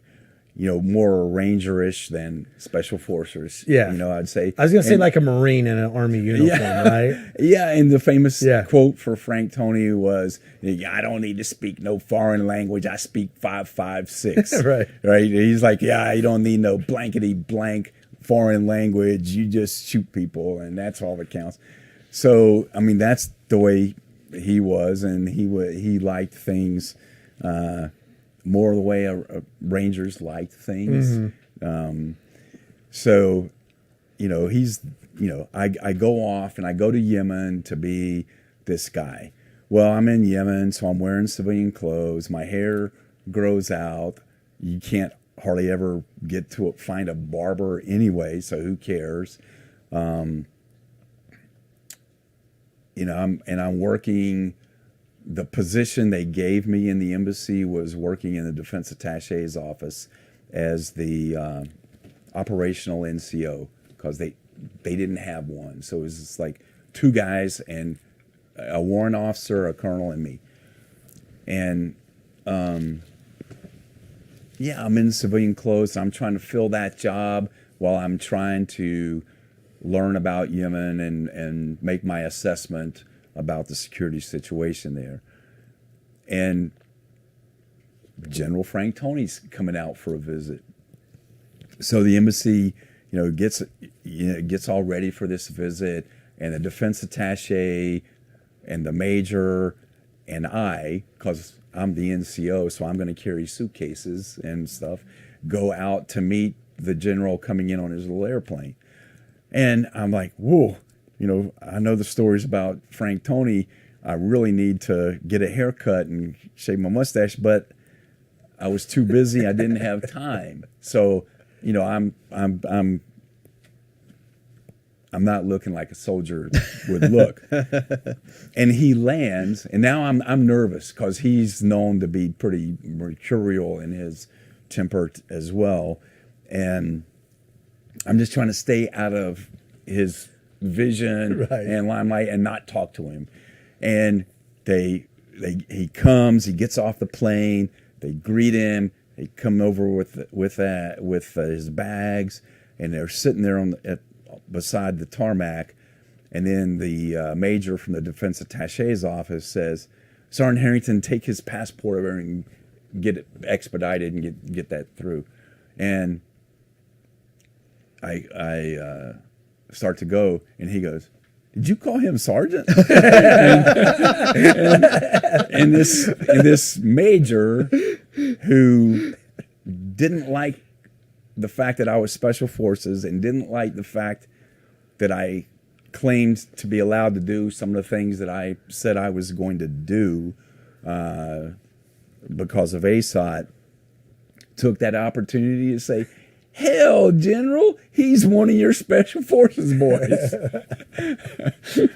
And Frank Tony looked at me. He just went like this. He went. and just started turning and staring and looking. And he goes, "You are special forces." I said, "I'll get your passport." And I took off to go expedite his passport. And I think for the next couple of days, I mean, I just tried to, like, he just would stare at me, and I just tried to stay. The next time you saw him, did you have a high and tight? No, I couldn't get it, right? But then, you know, if, some things happened. The embassy didn't really want to deal with him, so they kind of like, and it was a holiday coming up, so they were all like planning on taking off, and he's there. He's like, "I'm going to be taken around and shown around," and everybody turned to me and goes, "He's kind of your responsibility." And I'm like, "Okay." So I became his driver and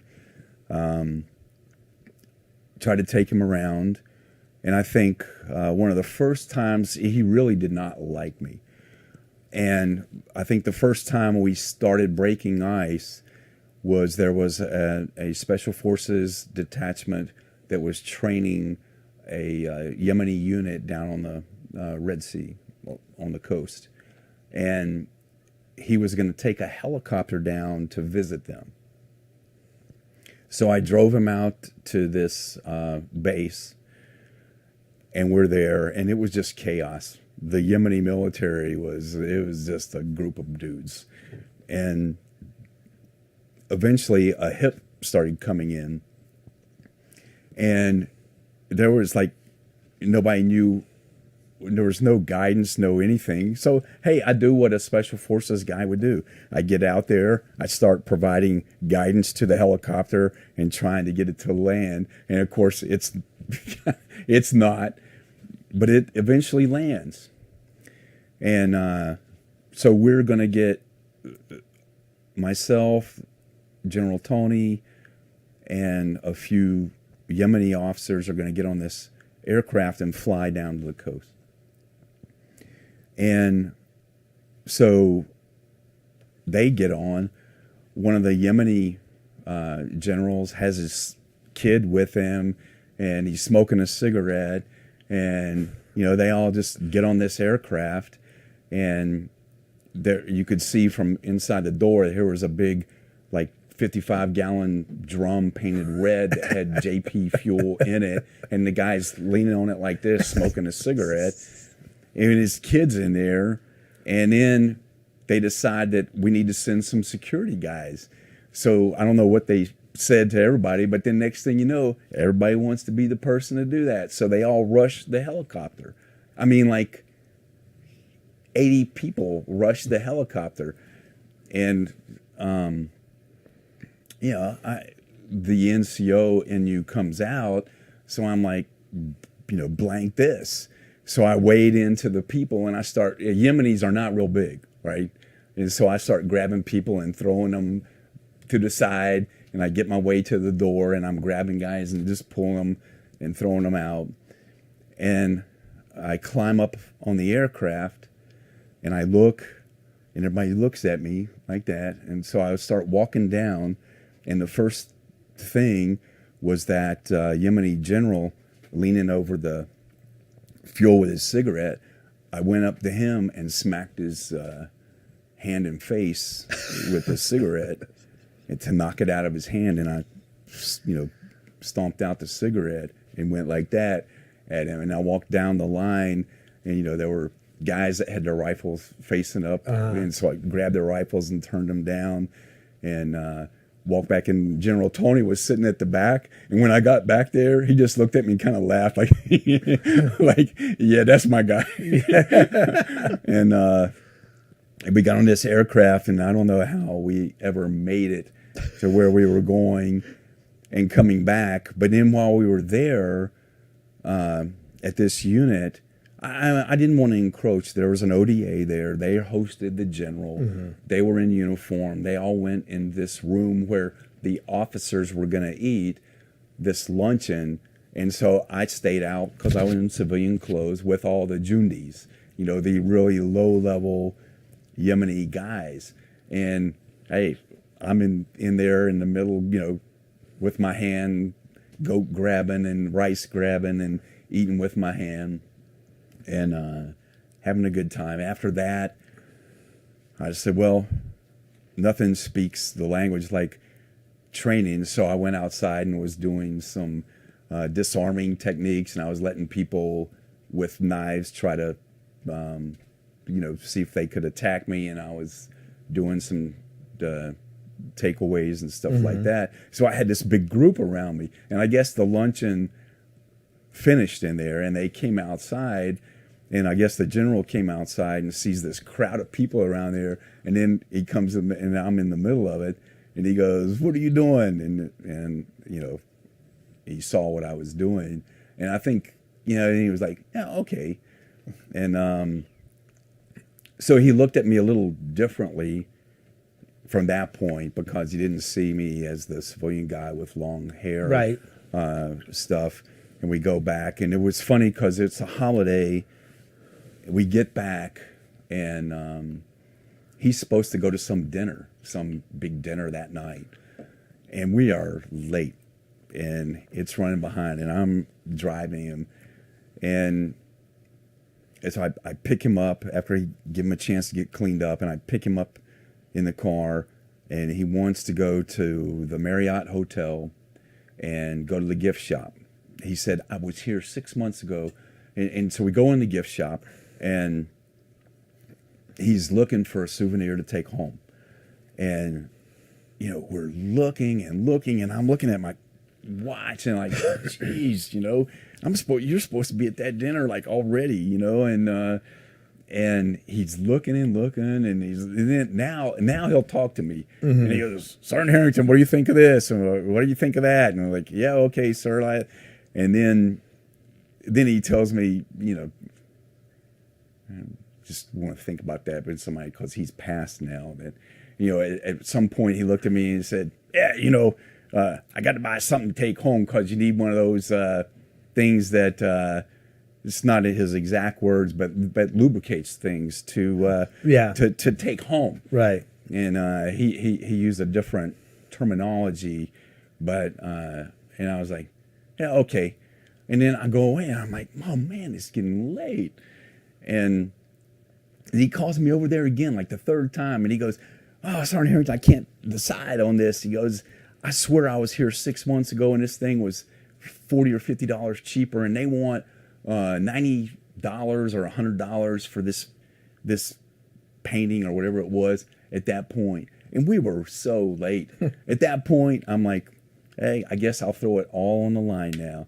So he said, "What do you think?" And I looked at him, and I said, "I don't give a flying F about that." I goes, "You're a GD general. And it seems to me if you want to buy a blanking $100 painting to take home and get the effect you said you wanted, then you ought to be able to buy it." And at first I thought, "Oh my God, I've overstepped my limit," because he looked at me like he went red like that. He glared at me, and I was like, "Oh, I have really stepped into it." And he stared at me, and then he broke out laughing, and he goes, "You're right." He goes, "Yeah," and he bought it, and then we get in the car, and I start driving like hell. I'm cutting across medians and driving, and he was, I guess he was nervous. He was doing like this in the seat, and I was just like, "What's up, sir?" And he goes, "Well, I need to stop and get a gift for the hostess." I go, "You have that bag of stuff that your aide has, those little, just give her some of that. We don't need to stop." And he goes, "Yeah, sometimes I just get keyed up." He goes, "Man, I just wish I could have a beer." I go, "The only place to have a beer is back at the Marriott where we just left." He goes, "Well, I wish I," and I'll, and I turned the car across the median, and we went back and grabbed a beer at the Marriott, and then I took him to his dinner, that, and and it's funny because after that, my thing in Yemen ended. I went home. There was one more thing on Frank Tony. So he gets that, He gets ready to leave the country. He goes down to the souk and he buys this big sword. Everybody came through buying stuff. Matter of fact, General Zinni had a plane that came through with all his staff, and they simply to go souvenir buying in Yemen. It's okay. But he couldn't get his sword on the plane to go, commercial plane to go home. So he left it with me. Can you get this home? And it was a few months later, he was already home. And General Zinni's small plane came through because he came in for a visit. And I was like, I'll get your sword home. So you're going to Tampa? Okay. And I made a deal with the pilots, and I'm going to stick his sword on the plane. So I sent a note back, of course, as I've already put this into play, I sent a note back to Tampa that, hey, I got that. And then it came back, do not put that sword on that plane, because he did not want to be perceived as impinging on General Zinni to get a personal thing back. And I was like, too late, it's gone. And sent his sword back. But, after that, I did a follow-on classified thing where I went to Kuwait to do the first AFO office thing where I supervised some ODAs doing some battlefield, preparation of the battlefield activities. And General Tony was the guy I had to go brief. And it is interesting because we knew each other. Had somewhat. you had time to get a haircut at that point in time, or? Well, of course, I did get a haircut at that point in time, but it was just that funny. Yeah. Well, it's thing. interesting too because prior to the GWAT, right? Like, you'd see guys from maybe Det A in Germany, or whatever, but Or the RSTs. but relaxed grooming standards wasn't a thing, and maybe with like Delta or whatever, but in general, relaxed grooming standards was like people didn't like it. They didn't.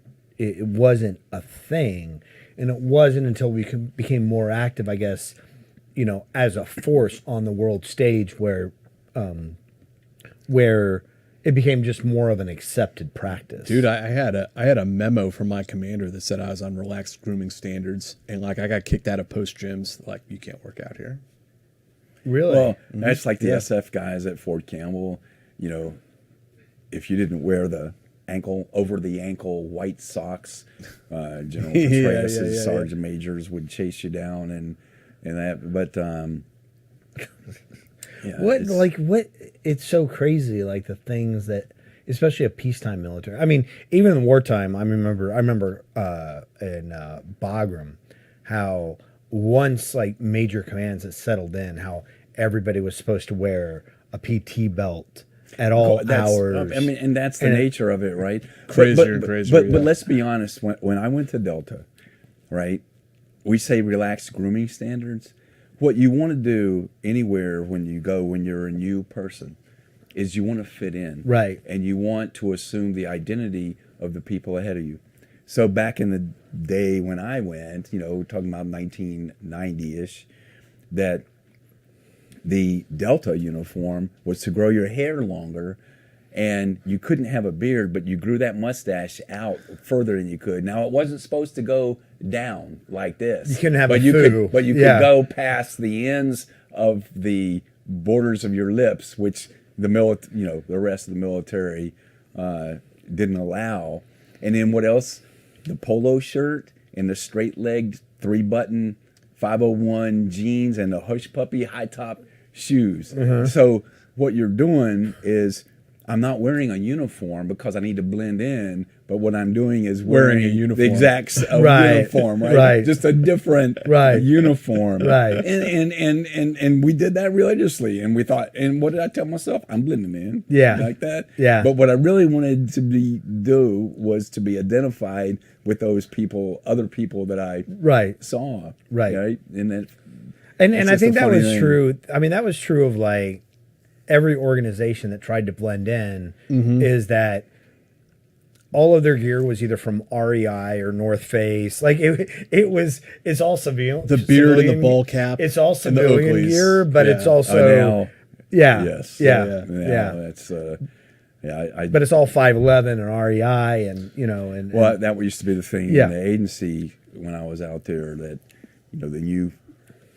the agency, before somebody would go to the war zone, they give you this payment to go out and buy clothes. So a lot of people went to Orvis, or like you Right. said, REI, but a lot to Orvis. Yeah. And you see that guy show up that's wearing the fisherman shirt, the new cargo pants, Yeah. and the Keen or whatever brand boots and all that stuff. And Yeah. it's all brand new Yeah. stuff, and Yeah. then and that's and look, What a- they're doing their job. One of my favorite stories is it's from the Indians and the Pakistanis went to war in Kashmir in, I think it was 1999. And the Indians, like their mountaineer troop, shows up at an REI in the UK. And they're like, yeah, we want this, and we're going to be in the mountains. We need this and that. And they're like, oh, you need this, this, and this. And they're like, oh, how do you know that? And they're like, oh, the Pakistanis were here a week ago. That's good. Yeah. Well, that's like in when I went to Coast to open up the Coast base in Afghanistan. We parachuted in all these. The CIA sent all these crates that we parachuted in that had, in addition to the arms and ammunition, were clothing, winter clothing, because nobody had winter clothing. So we're getting all these things that have the parkas, the field jackets, boots, what's the brown polypro? The polypro, Yeah, the yeah. polypro, Yeah. Wool caps, boonie caps, all that stuff. So, we start giving it out. Well, here we are used to Americans. And we had to hold a class because next thing you know, here comes guys out wearing polypro on top of their of their other clothes, and there's a guy wearing a boonie cap, and on top of that is a wool cap stuck on top of that. And it was like comical stuff. It's like, okay, we have to give them a class on how to wear the clothes. Yeah. Yeah. Crazy. You're absolutely right that it becomes a look, and by the time it ends up on like 12-inch action figure GI Joes, that it's a look a lot of people are trying to replicate. Well, I wouldn't even. I mean, by the time it ends up in Brooklyn, where all of a sudden beards are super fashionable again, and everybody's wearing some sort of shamag. Yeah. Everybody's wearing a shamag, or some sort of something around their neck. When it's like part of hipster culture, like, wow, this has really progressed from Yeah, because it's about that we all want to be part of some group and identify with some way. Sure. And it's, I think, even some ways subconscious that we Sure, absolutely. we do that. Yeah. Gary, I'd like to since we're a little bit jumping around, but I would like to jump back into your time dealing with Syria, because that's a period that I'm kind of fascinated by. And have some experience in. Precisely. Could you tell us about what your intersection was with the Syrian conflict, the Syrian civil war, whatever you'd like to call it? A little complicated, but when did that come up on your radar? So, for me, in as early as 2011, right, Super early. that I came back from the country I'd been in for the last 2 years, and was assigned to Near East Division and the office that handled 3 countries, Syria and a couple other countries. The Levant. No, Iraq. Yeah. and The Levant. It did not. Levant. It did not include Iraq, and it did not include Turkey, and did not include Lebanon, because that was a EUR, Europe folk base. So, but they said at the beginning, well, you got all this wartime experience, and things in Iraq aren't going well, and we think that will become the next hot spot, the next place. So we want you to be here early to be able to set the table, sort of like I did in the military, right? To OPE. step in to build this up, so to transition ultimately when things get bad enough into a task force to to focus on Syria. So so that's what I did, and regular stuff for a while, and then gradually things started deteriorating in Syria. What does that look like as you move from like phase 0 operations to like, kind of phase 4 maybe? I really think your special forces training really helps you see that. Maybe where people around me didn't. So you could see that. And I think one of the first things for me, and given my experience in Yemen and given my experience in Afghanistan, one of the very first things I said was, hey, this eventually is going to get big enough, it's going to shift to the military. So what I want to do is, from the beginning, I said, I want to include SOCOM and SOCCENT in on what we're discussing. We can get people with the right classifications to talk about it, but we need to engage them from the beginning, because Have them on the same sheet. Yeah. How does it always start in a conflict? The CIA comes in first. It's under covert action authorities. So we start, right? And then we go up that ramp and hostilities escalate, right? And then at some point it turns over, generally to special forces first, and then to bigger army. So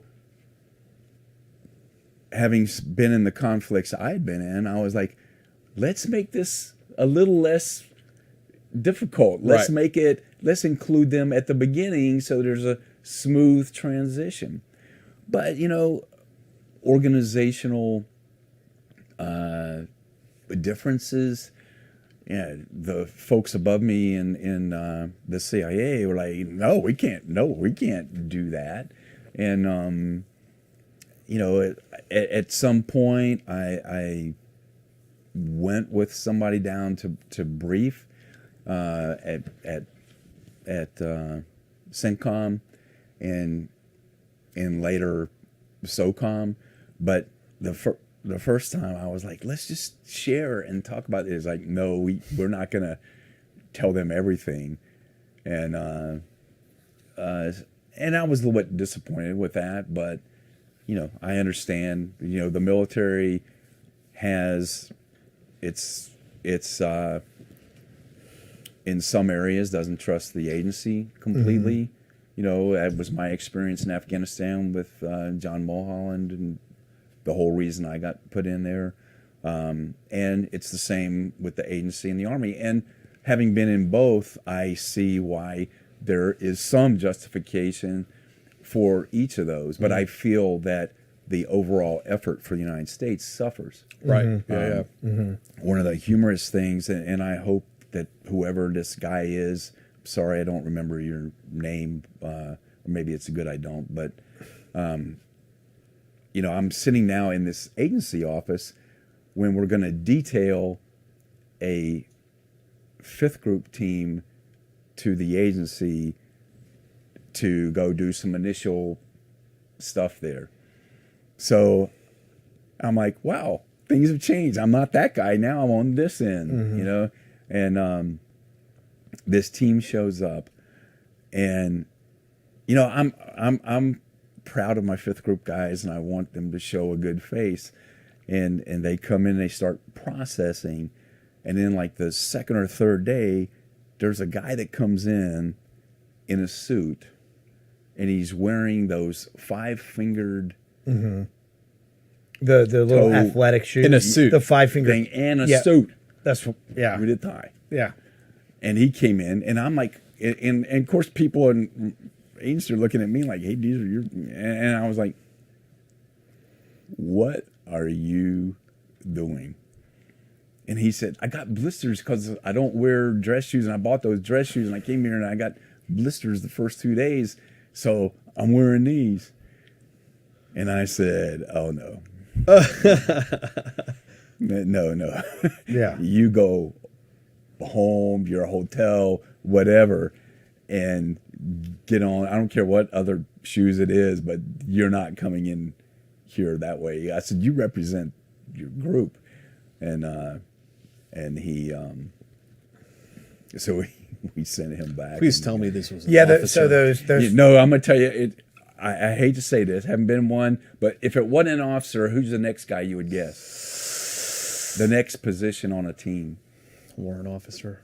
The sergeant. It was the medic. So the five fingers, if you guys haven't seen them, they're basically like athletic shoes that have a slot for each toe, but they're like wearing like rubber ballet slippers with each of the five toes. It was so, at that time. yeah. That was an artifact of the time. That I mean, they were great for the gym. You know, they were great for what they were for, which was working out. That's what they were for. Yeah, well, you know, again, I might be old school, but No, yes. but to wear them with a suit is ridiculous. you'd be better off wearing your OD green jungle boots Yeah, at that point. yeah, at that point. fish eye, Yeah. exactly. Yeah. Yeah, 100%. Yeah, that was. So there's a just bit of a funny culture thing. clash, is Yeah. what you're saying. Yeah, and the whole Syria thing for me was just reminiscent of Lebanon as a Marine, of what happened with the coal, of what happened with Yemen. Yemen, and then 13 hours. Oh, Benghazi. Benghazi. It was, you know, sort of the same thing, that I got feeling I was somewhat more experienced in unconventional warfare. At the very beginning, I was arguing about how we were going to prosecute the war in Syria. And there was this big group of people led by, I think, a lot of people on the National Security Council, and Hillary Clinton at the State Department, and senators like McCain, that were really pushing the Free Syria Army as the people that the America needs to tie up with. And the Free Syrian Army was a group of retired Sunni generals that lived the good life in Turkey. And they claimed they had all this access and influence inside Syria. And the appeal to people, to senators and senior government officials, was that, hey, here's somebody in Turkey that I can fly into Turkey, go have a nice dinner, and sit down with these people and talk about mutual goals and how they can help, and I can promise them money, and I've achieved what I need to achieve for my personal and national political goals. And you know, I was arguing that based on my experience, that it's not that general outside that used to be out there. It's the guy on the battlefield that's going to gain influence. And then when we started seeing, I forget what we called them at first before they became ISIS, the trained guys trained at the Afghan terror camps. The Khorasan group. Yeah, the Khorasan group came into Syria, that it helped those local commanders become the people that had the influence on the ground. And we all know you lead from the front, and that, you know, politicians may talk about the big picture and guys in Turkey, but it's the other people that are going to gain popularity. And I disagreed with the way we prosecuted that. You know, I felt that if we're going to get involved, we should send teams to go, and you stay and you live and you're there for the duration, and you go. But, you know, we've just morphed as a society in the national defense arena, where it's easier to build bases in Jordan or surrounding countries right, and right. pull people out, and you send people for 90 days, because that's not disrupting everybody too much. And so I can go here and I can have my gym and my chow hall and train people for 90 days. And, we'll all feel good about sending them That's in. exactly what happened. And I was against that, but, that was me. The interagency programs in Turkey and Jordan. And I mean, I've had a lot of people from CIA, and I don't think this is really such a controversial view, but I'd be interested to hear your take on it. People said that we got involved, that we got invested in the civil war, the Syrian civil war, way too late. That maybe if we had invested a little bit earlier on, we could have found quote unquote moderate rebels. But by the time that we did get involved, it was kind of too late. All those so-called moderates had already defected to extremist sides because they were the ones that had the clout. They were the ones who had the funding from the Gulf states, and that like we had just gotten involved. We missed the ball on it. And well, if we were going to get involved, we got involved in a real way too late.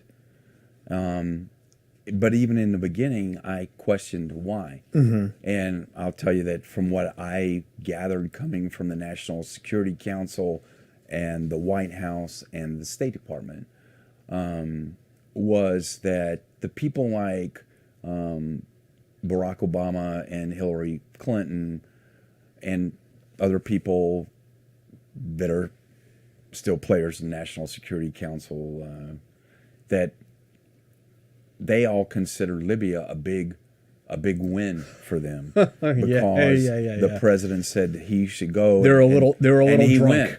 And so I know some of the details about how and what happened in Libya, and so from my standpoint, it was an abject failure. Yeah, in there, and we had no influence in Libya. Right after zero with our boy Haftar. Well, and here's the reason why. Again, my whole thing about these generals in Turkey is that the U.S. wanted to be involved, but not really involved. Right. So when you're the guy that whispers in the guy's ear that you should do this and that, but you're not the guy that will go out with him and do it, yeah, you're not the guy he's going to turn to when the chips are down. So when Libya ended, we had no influence.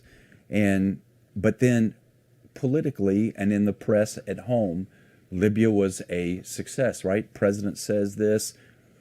Gaddafi went down and we didn't do a whole lot other than like airstrikes. Right. Yeah. So, but then it was like, so this is what we're going to do in Syria. Because I was like, do we really need to get rid of Assad? Right. Do we really? Because we have this. But then there's I think the backside of that I don't know how many people talk about is that we upset a lot of our allies in the Arab world, particularly in UAE and Saudi Arabia and Qatar, because we took, Iraq, which was Shia majority, but ruled by Sunni minority, but somewhat stable, right? And we flipped it, and we flipped it all. Right, and it was mostly secular.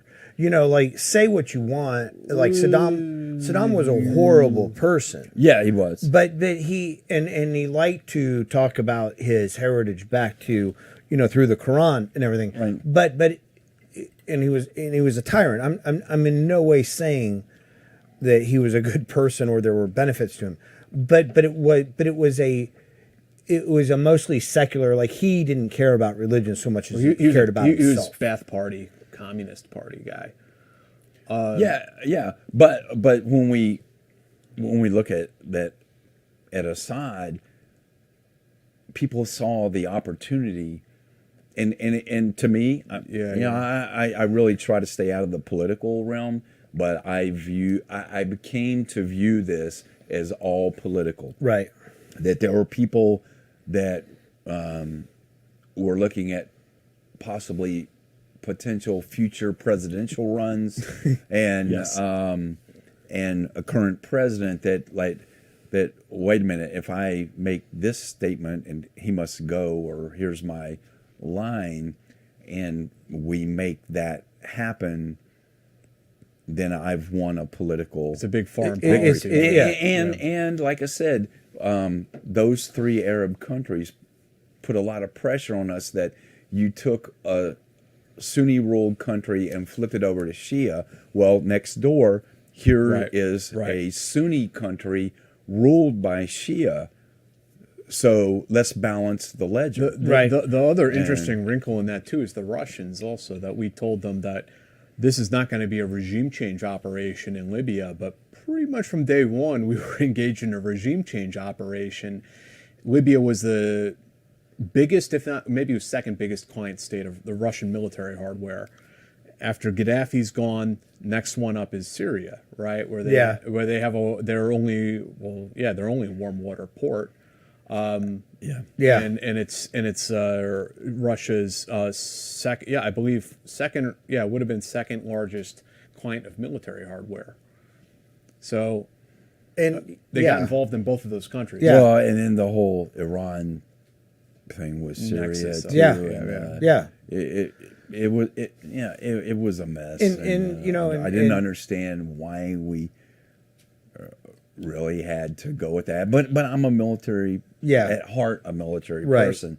That if we're going to do it, then here's the way we should do it. Right. And I'm for let's go for it all. Right. And not this. Let's Halfway. put pressure from the borders Right. here and there on my end, and it's never going to work. Yeah, and it's weird that we have this fascination with the Middle East and and overthrowing these regimes, these tyrants, and they are, they are dictators, but we don't provide a viable solution after that. Like if when we look at Libya, like.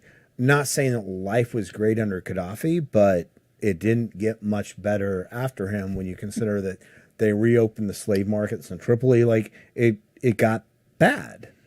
And even Libya, which we would consider a third world country, refused American diplomatic efforts at first. That we won't even see them. Right. So. Yeah. And now, and it's really funny that I think during the Obama administration, people liked to ridicule the Bush's foreign policy with Bush-Rice, where it was, let's make the places that are hotbeds for terrorists, for building terrorists and creating terrorists, and make them into viable countries where that people can earn a living and be more democratic, and then we won't have the things that. So that was all the Bush doctrine was ridiculed, but yet here we went then.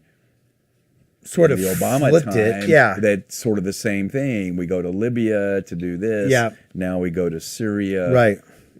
And it's like in and these places that are it's almost the opposite, where the Bush doctrine was naive in the idea that we can go in and sort of give these places like a means to not be these terrorist hotbeds.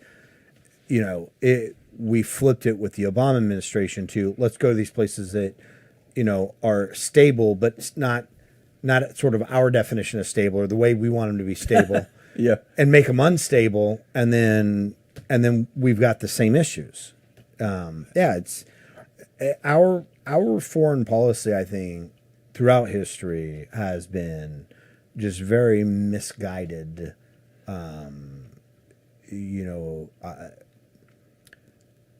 I feel like in World War I and World War II we understood it. Like we understood what needed to be. If you break it, you buy it, and then you set it right. And since then we've just been kind of this half, toes in until we decide that it's too cold. Let's back out and leave it to themselves. That might almost be like not the worst thing in the world to like see like, well, who's going to win and then we'll back. But instead it's like we kind of go all in and it turns into a big shit show. I think last time I made a mention that I had an argument with a Taliban guy before that I was seeing this guy and he was really pissed with me, and he said, in the 80s, we worked together and we defeated the Russians. And then you abandoned us. So now you're here fighting us? It's not our fault you abandoned us. And I totally said, wrong. yeah, but that's America. Yeah. Right? Just ask the I go, Kurds. Ask the Kurds. if it's China, okay, you got a 25-year and a 50-year plan. Yeah. But in America, we have a 4-year or 8-year plan. Yeah. And that's just the way it is in America. And honestly, not even always. We shouldn't apologize for it. Yeah. And I have come to think that the way American politics is the way our society runs. And I'd say politics, but it's politics as it affects our national defense strategy, that we would be better off at adopting a more a stance more like Israel does, which is to tolerate X amount of punishment or aggression, and then when it reaches a certain point, we're gathering intelligence and we're doing that. We're going to go and we're going to make a strike, and we're going to decimate some centers and disrupt and set you back, and then we're pulling out. Now, we're not going to fix your country. We're not going to try to stabilize it. We're not going to try to rebuild it. We're not going to try to do any of this. It's really punitive and disruptive. But then you don't wind up in these 20-year Right. conflict, and you don't. We're in right now with Niger and the coups happening, and we have a couple drone bases there that we kind of want to maintain, and it becomes a foreign entanglement, rightly or wrongly. But I mean, we keep doing it. Yeah. So, towards the end of your time at the agency, you had a senior ops job. I don't want to put any words in your mouth. What can you say about that? Yeah, so, I think I made, with the agency, a lot of things going on. I think religiously, I was being pushed. My faith was pushing me towards things that were unsettling me, and I became discouraged after I had some success on some pretty high-level operations in the agency. That's where I started really seeing what the folks in the National Security Council and from the White House and State Department are saying, and I'm up on in briefs on the 7th floor, and I'm like, nah, this is not. It didn't feel right. What was that conflict for you? Was it a question of like the truth isn't being told, or was it a question of like your morality feeling like it was tested? Well, I would say it's some of both. I think the morality part was more maybe personal, in that I was a person very focused on getting a mission done. So I believe I would do whatever it took to get a mission accomplished. Now that sometimes came into conflict with who I believed I was on the inside and spiritually. And there comes a point where if you've lived that life for so long that you become in so much conflict with yourself, it starts manifesting itself in emotional, mental, physical, as that outreach. But then for me, just the hypocrisy of it all, that we all want to believe that we're doing the nation's work, we're defending the people, we're there, and we're willing to give our lives for our fellow citizen. And then when you start seeing that the weight or impact that politics has over that, and when you see lives lost,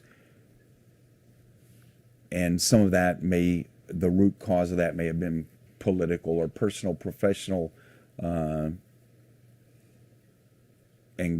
greed or desire to get ahead, reasons, it starts it just Not a good starts feeling. feeling bad, right? Like I ate that steak, but damn, it was something wrong with it. And, so that all started having its impact on me, and I was in this job where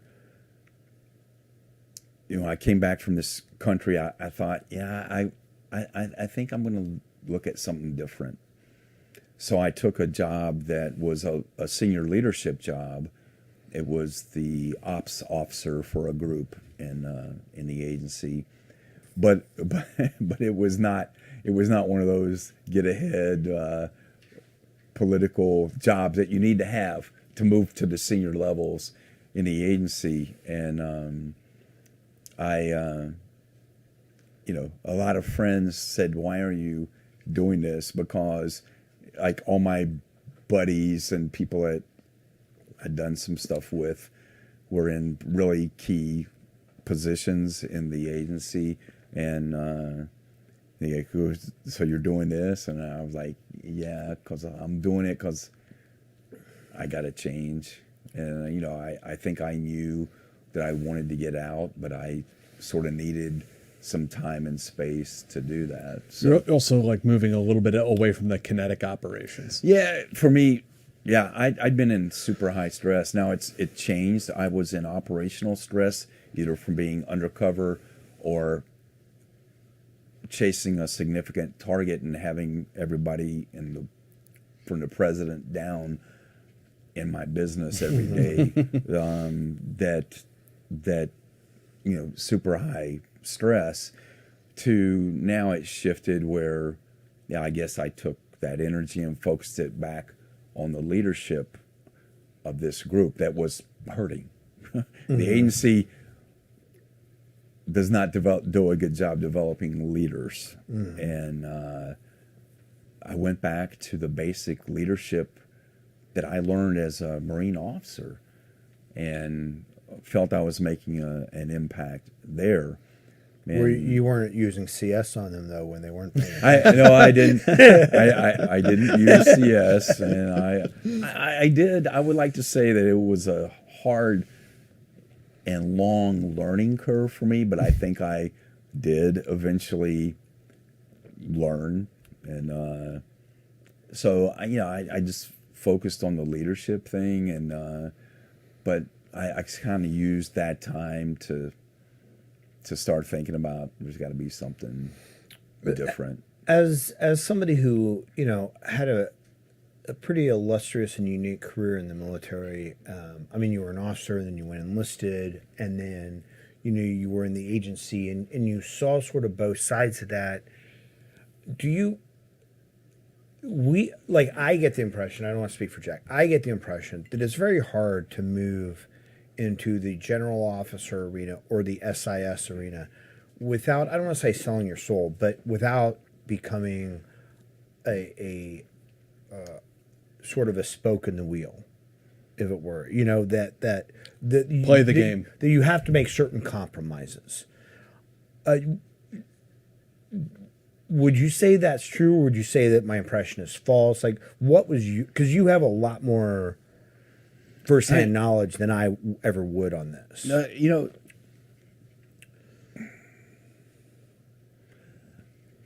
So I would say that is true. There are compromises that must be reached, but I think my life experience says that it is this constant give and take between close-in focus and a wider focus. When I was a young lieutenant, my focus was like this, right? And that's what Marine Corps wanted from me. My focus is like that. Then you start getting more senior. You start looking wider. As a platoon commander, there were times I ordered my people to do certain things or adhere to certain things. And sometimes I did not really believe in what I ordered them to do, but I was ordered to do that. And so my vision went wider. And then through either, your seniority as you rise in authority and rank, you have to have that wider vision that a leader has to see not just what needs to be focused on, but what's to the left and right and what's over the horizon. That worked for me in Yemen, and it's worked for me in some other places. I think the challenge of senior officers is that you can get so focused on that wide thing that then when something key comes up that needs to be narrowly focused on, you might miss that. And it's like, do we have, that's where I feel like a lot of foreign militaries and places like the agency fall short, is that there's not enough development in that NCO lower level leadership thing where that these people can leave it to them and trust them. Like, in a Delta squadron, that troop that's going to do this part of that hit, they got it. Right. Right. And this troop's going to make that assault on that aircraft. Right. That you're giving them left, right limits, their intent. And that's it. And officer, you can come on this aircraft after we clear it and tell you to come up. Yeah. And that's, we need that wide view of leadership, but you also have to have it tied to here. And I think that's the challenge for senior officers, and God help them. There's some that do a damn good job of that, and there's some that don't. And I feel, I can say, I personally don't think that people in charge now do that. I think they've sold their souls to the political side. And one of the things that we wanted to ask you about, and I think you wanted to talk about a bit, was what that you just touched upon was, some of the key takeaways from your experience across the Marines, the Army, Central Intelligence Agency. Even philosophically speaking, what were some of the big things that you came away from that experience with that you'd like to share with people? For me, one of the things is lessons I think I learned is about judging people. Again, we mentioned earlier that when you're younger, everything's black and white. And I think I used to make pretty snap judgments about people. I think my first lesson that might not be the right approach was as a Marine officer. I had a guy in my first infantry platoon who was overweight. Now, we're talking the 80s, right? And he parted his hair in the middle. Now, in the 80s, if a guy parts his hair in the middle, he's a doper. And, that's how you know. He parts his hair in the middle. He's got to be a doper. And he was a little overweight, and he just wasn't that image of the Marine. Yeah. And he was a problem. That guy always got in trouble and getting arrested, and I had to go down to the jail and see him a few times. And, so I made certain judgments about him. And I put him on my list of, I'm going to do my best to get this guy out. But then I looked into his record, and I'm like, hey, well, this guy, his first assignment is in Okinawa, and he goes into a burning laundromat and saves some old Okinawan woman that was washing people's clothes in there and out, and he gets some award for that.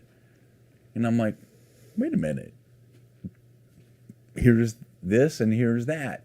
And in my youth, I thought those two things can't go together. Right. You have to be the squared away guy that's strack and this way to be that. And then, I had to reevaluate my assessment of this young guy. And, I remember calling him in and saying, like, hey, I read this about you. Who are you? Because here's what I see, but who are you? And then I learned he just didn't fit that mold or think the way I thought. So I gave him some kind of admin duties and stuff, and quit expecting what I thought I should out of a young, hardcore, charging Marine. Yeah. And he performed well. And I was like, wow, I didn't know that. And then if you go forward a bunch of years later to being kicked out of Delta and having to go places or explain myself and my career to other people that I want to trust me and give me jobs. Then I was like, wow, I really hope people don't judge you just based on Don't see you that as the guy who initial- parts their hair in the middle. Right. Don't see me, as the guy that parts their hair in the middle. I just want to say that in the 80s, parting your hair in the middle and feathering was very fashionable. I'm not saying there are any photos of me like that going around. I'm just saying it was fashionable. And it may have been, but as a young Marine, Yeah. So I think that was a big thing for me. The other thing was, just different perspectives.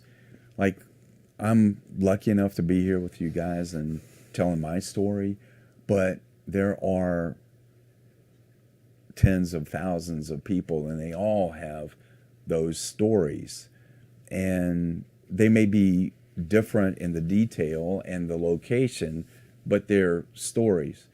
And we're in the military, right? So we all got a really focused life experience for whatever number of years in some peculiar incubators. But we're no better. There's no Delta operator that's any better than any cook in the Army. Right. Different job, different motivations, different drivers. But if both do their job well, that man is no better than the other man. Right. And those of us in the military or intelligence agencies who have been fortunate enough to go forth and live these dreams and these adventures. But what about the people back here that are sitting at home working in a factory?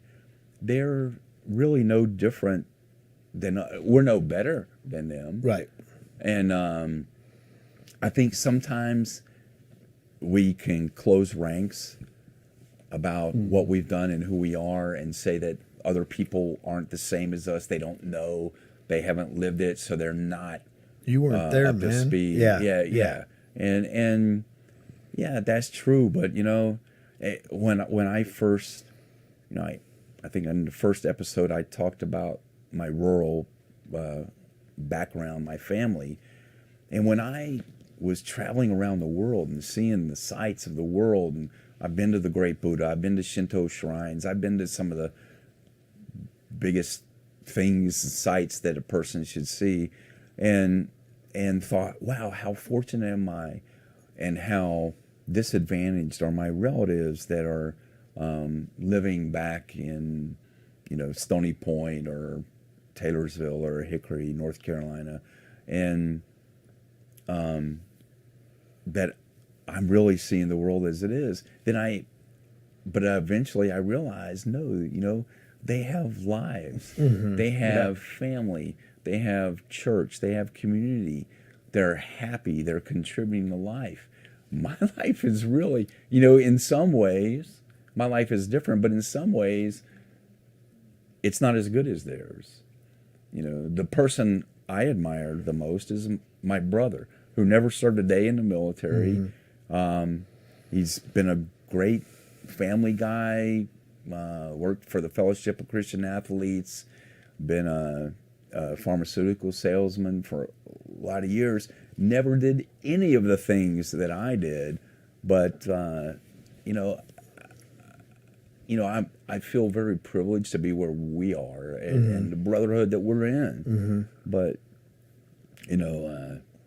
I don't think it's any better than other people. Yeah, It's yeah, just yeah. different. And it's fortunate we don't see those guys. There's no podcast focusing on this. Right. Not enough of them. Right. I think that, and we've talked about this before, I think one of the things that, people in our field have to admit is that there was an amount of selfishness to our lives that we were doing exactly what we wanted to do, and we left people behind, we left wives behind, some of us left kids behind. Like, we left people behind to go do.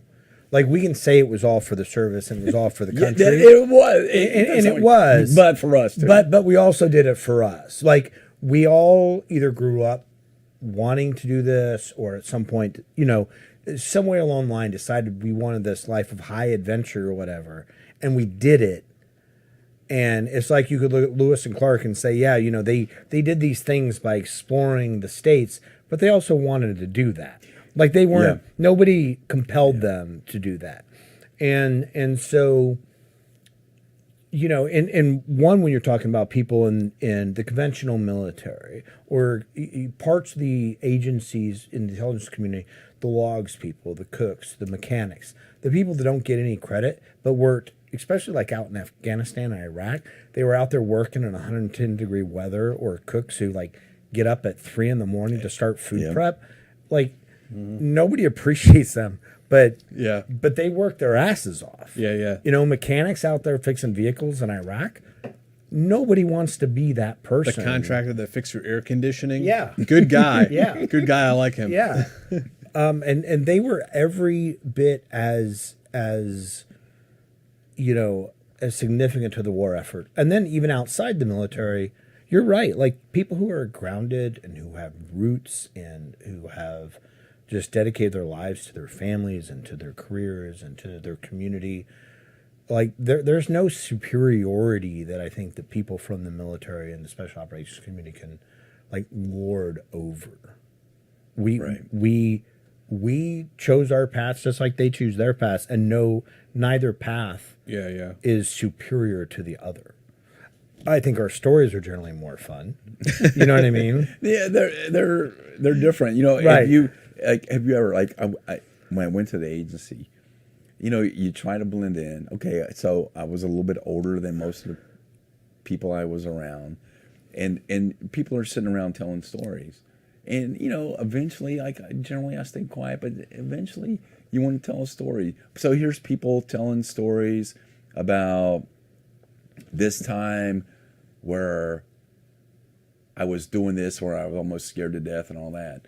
And then, then they turn to you. So you want to tell a story. So you tell a story about somebody dying on a free fall, or somebody splatting on a free fall accident or something like that. And then they all go. And then you realize, I'm not like right. a normal and then people. everybody just shuts up. Yeah. And it's like, and then here's another subject. Well, one time, I did this thing with these women, and you're like, yeah, well, one time and they're like, Right. and everybody. Then after a while, you're like, I need to shut up. Yeah. It's like, but it's that context thing. It's like people tell these stories, but okay, maybe not everybody came into contact with dead bodies and other things, and, right? And so it's like, you have to learn to okay, I think that's something We've all come into contact. I think that's with something that, a lot of people have learned when they get out of the military, is that your stories are not like the same. You really need to read the room. Well, but that goes with the other. I'm curious as to your two transitions. Like, for me, I was so mission focused, and let's be honest, when I went to ASOT was right after my first wife left me and took off with my kids, and I was not in a good place, right? So adventure, excitement, and all these other things come my way, and it's a way of putting all that behind me. Right. I was mission focused from 1998 until 2011. I was just mission, mission, mission, mission. I would go to a place and I would focus my life on that mission. And I would live that mission. And I don't care what happens back home. Right. I've given my parents power of attorney. Whatever happens, and I'm just here to do this mission. And I was successful. And then in the government, I got in the agency, I continued being successful, but it's like, okay, I can write a proposal and get funded for this. And in the government, given permission, authority, and money, I can make all kind of things happen. Really successful, good things. When I left the agency, I thought I just apply that same focus to civilian life and I'm going to be successful. And I was like, and that's not the way it has worked for me. And like, I'm used to life doesn't matter, mission. And then well, I think the struggle I've had over the last, 7 or 8 years after leaving the agency is that, wow, it's not the mission and the end result isn't as important as that daily grind, right, and routine and process. Right. You know, it's like, wait, I'm never a process person. I'm a mission focused, results oriented person. Right. And I'll do this. And it's like, yeah, well, you know what? No. And you also have time to fill your life with something, the whole rest of your life. And it's like, what does that consist of? Yeah, well, and for me, you know, to be honest, at this point, some of that is cooking and cleaning and shopping. And real trying life. to establish a business and Yeah. doing this and that and all the other things and taking care of the dog and all that stuff. And it's like, you know, and to be honest, for years, it's like, I'm going crazy because I need to focus on a mission. And, and like, well, how can I do it like this? I got to stop, you know. And it's a hard transition. And I think some of the issues we have with PTSD and the suicide rate for veterans is tied in some respects to that, you know. I 100% agree with you. Like, I don't even know if we can split between TBIs and post-traumatic stress and then the lack of purpose and mission. Like, I don't even know how those threads can be entangled to say, what is post-traumatic stress? What is TBI related? They've called it the operator syndrome. It's a combination of PTSD and TBI. But also, but again, like you say, there's also that existential thing of, even if I find a mission, even if I find a purpose and something like that, the stakes are so much lower, right? How do I care about something where the stakes are so low? You know, you see, and look, like, human suffering is all relevant. So it's not to say when you're under heavy fire that somebody undergoing office trauma, that they're not feeling the same stress levels, because there's only so much stress we can feel. And I had those in the agency that, you know, people I supervised that, and you know, and it was hard for me. Yeah, it's hard to relate as an SF person to this, and you're okay. Yeah, it's hard to relate, and it's hard not to dismiss it, you know, because you do have to have that empathy to realize that, hey, look, just because their life isn't online doesn't mean that they don't feel like the stress and things like that. Right. But yeah, I agree with you. Like, but there is an element, I believe, and I certainly don't want to be misinterpreted or to come across as implying that there's an ego factor to PTSD, but there is a thing of, and I get this from former Marines, they, you know, before combat, you know, back recon Marines, I know that was my life. That was when I was my best. That was when I was who I was, and that's when I met everything, and nothing I've done since counts or matters, and I just wish I was back there. And I think that it's, and particularly for people in roles that aren't maybe combat related, but that are adjunct to that or close to it, participants in it, that that here I am now, and everything I do is valued and worthwhile and means this, and now after I'm this. Yeah. And this is this is who I am, and that's a sad thing. And what bothers me now is that as veterans, it seems like we have taken on a tenor of like almost this pall of darkness, and that our service needs to be couched in the damage it's done to us, and, right, and the hardships we face, and that those are real. Right, they're real people suffering right every day. But what I hope that we could do as a group of veterans is to focus on the experiences I have equipped me for this world that is changing, this right, world that faces some probable uncertainty and difficult times to come. Yeah. And no one is better able to face those and meet those challenges than we, based on the experiences we had. So I am not crippled by my experience. I am prepared, empowered by it. Empowered. It can also provide like a contrast to appreciate like our lives today.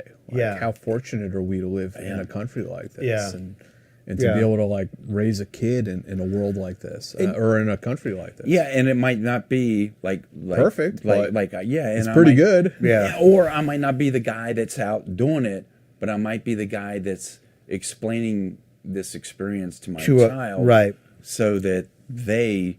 Well, you're honestly right now. You're also explaining it to other young soldiers and giving them a sort of pathway. Yeah, and civilian, and it's interesting because you mentioned something that I don't think is like brought up enough, is that like we talk about combat arms, and particularly special operations, but combat arms in general, like going from 60 to 0 into the civilian life. But if you're like a cook who loves your job, like a military cook who loves your job, and the people you're cooking for, and you what you're doing, and particularly in a combat zone where like food is literally like it's a big morale issue. It's a huge morale issue, right?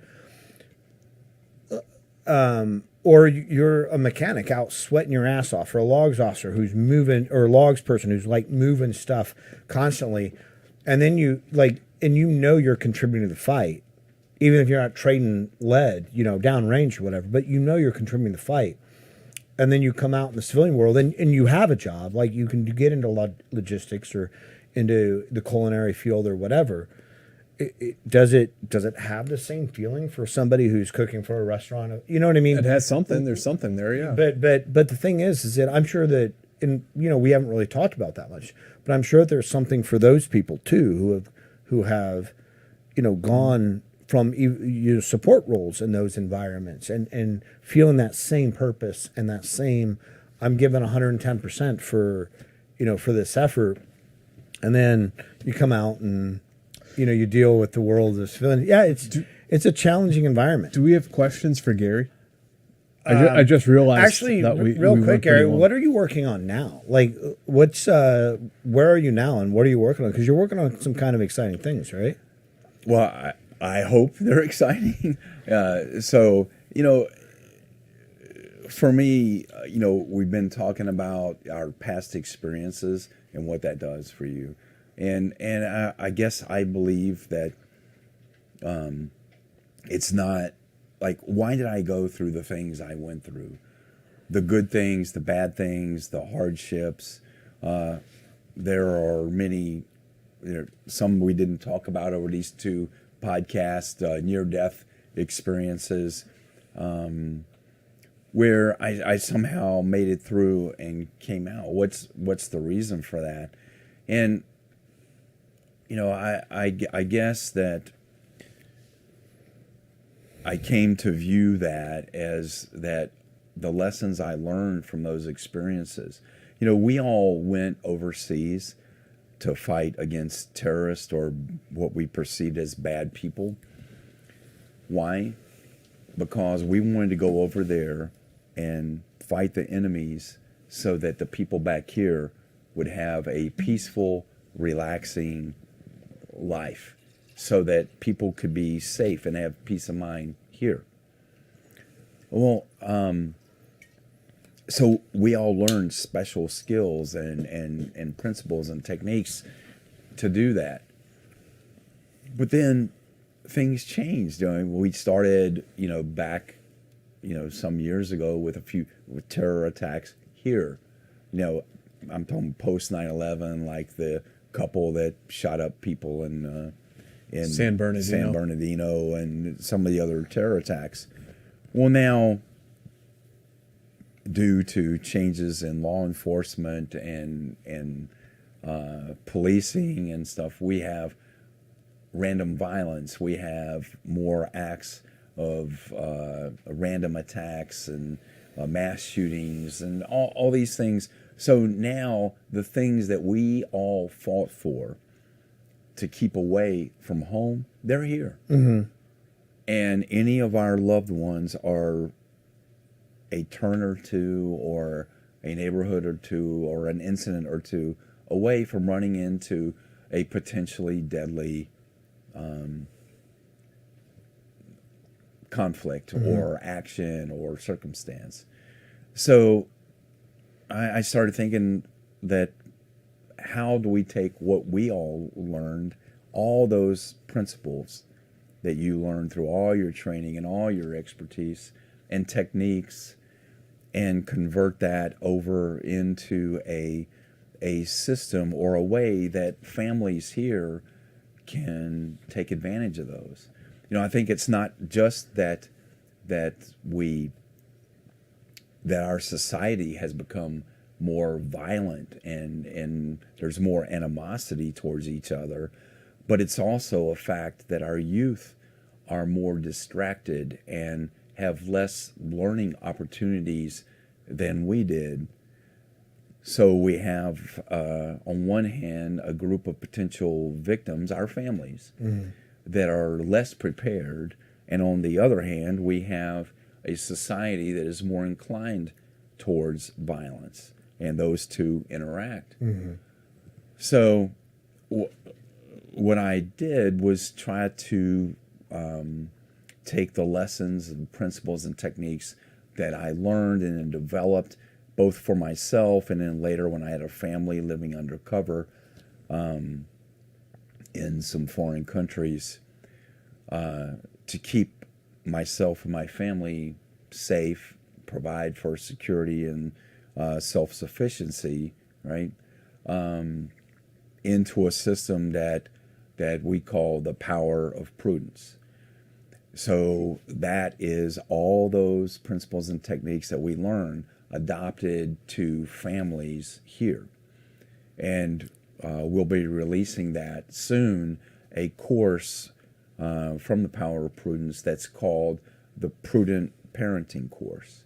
So what that does is walk people like us or younger parents through the process of how to mentor those same principles and some of the habits and techniques that we all know into their children's daily lives so that they are more able to take care of themselves. That's fantastic. And, how do you sort of divide that teaching kids prudence and being that parent from just being paranoid and worried all the time about everything? One of the things I teach people, like I travel and work with individual families and some family offices to teach these subjects. And I said, no, when I tell you these things and I show some random attacks and stuff, I'm not saying that you live your life like this, looking around all the time for an attack. You can't live that way forever and be sane or healthy. So you have to learn when to relax and when to dial it on.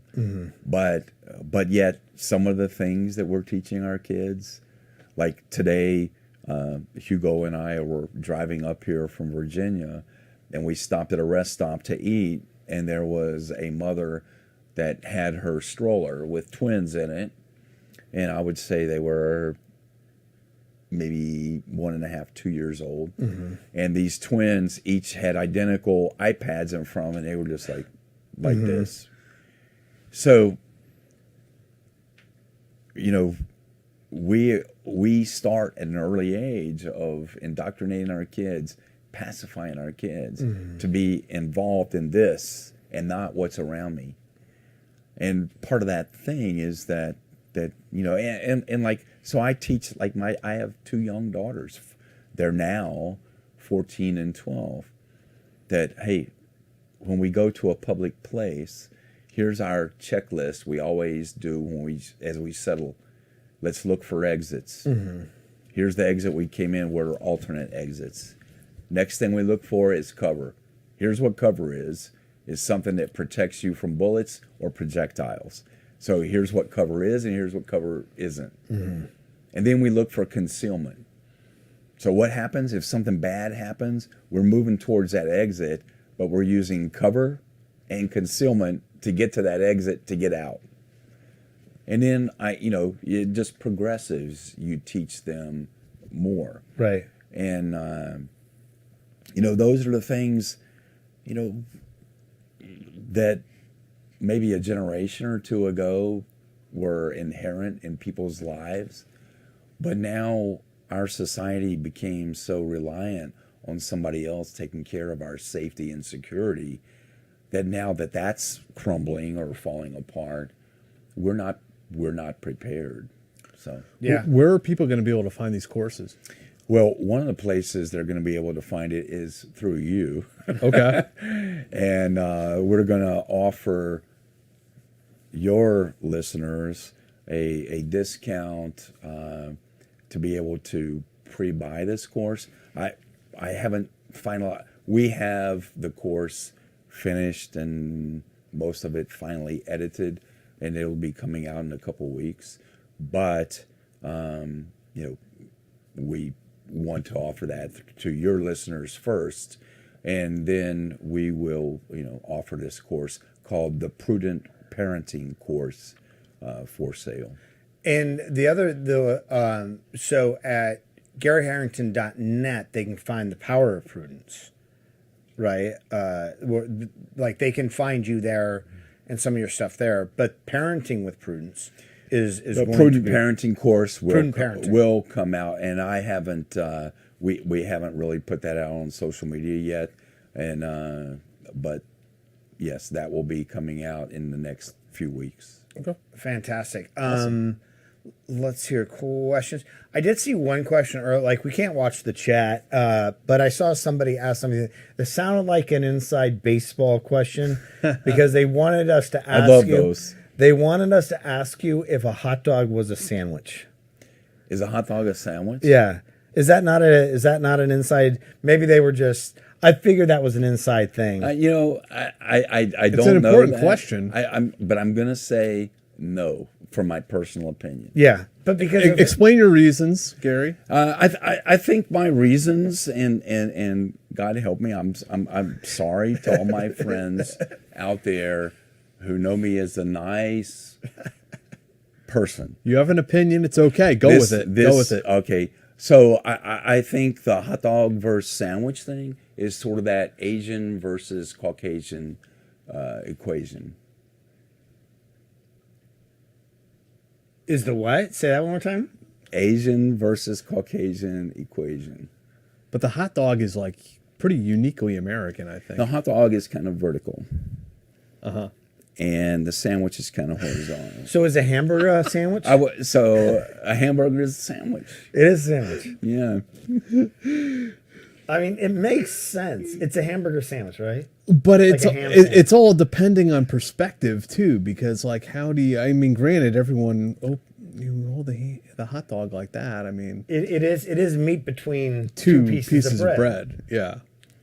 Yeah. That really is like we're peeking behind the curtains into the mysteries of the universe right now. Yeah, Well, I'm sure that the Earl of Sandwich, Yes. they did not have the technology yet To or analyze or all of this. depravity to make Yeah. hot dogs.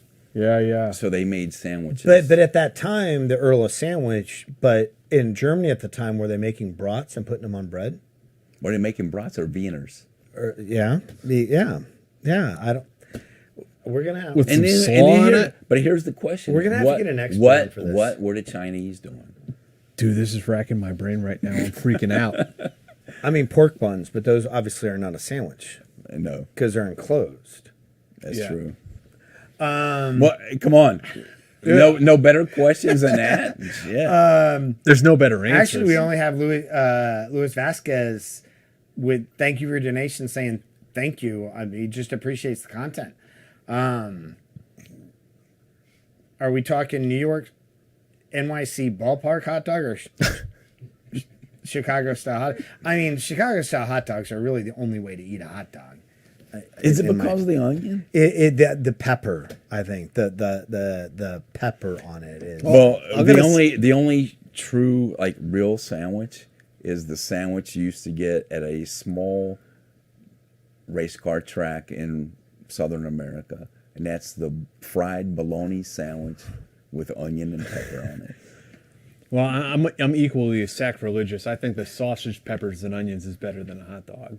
It's just, Probably true. yeah. Well, Gary, thanks. And, again, check out Gary at GaryHarrington.net. Are you on social media? Can people find you on social media? I'm on social media on YouTube and on pretty much all the social media. Not TikTok and not some of them weird ass things that the commies are woke putting and out. commie people Yeah. on. But the real Gary H and on YouTube and Do you put out a Facebook lot of and, YouTube content? I put out YouTube content every Friday. I have Okay, so you're pretty regular. So everybody on- check out Gary on the real Gary H on and YouTube. LinkedIn and Facebook and Instagram. Yeah, But And no I've got OnlyFans. I think that's what our guests, our what audience. they're really OnlyFans. wants to know. That. I mean, the fans only stuff.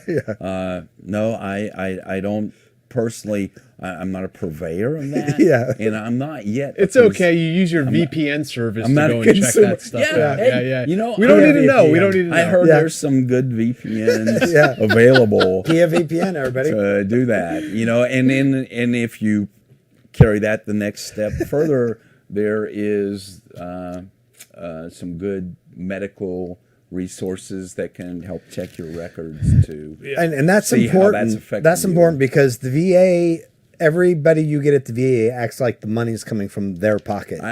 So getting somebody getting re-medical is like. So actually, I actually want to note that because,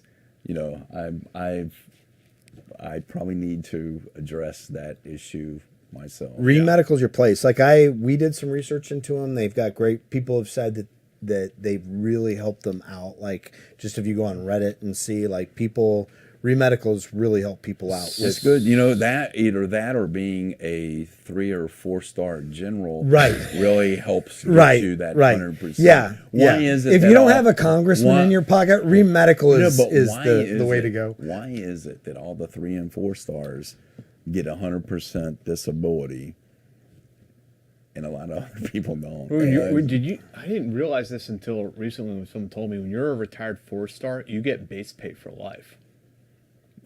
I didn't know that. I didn't know that.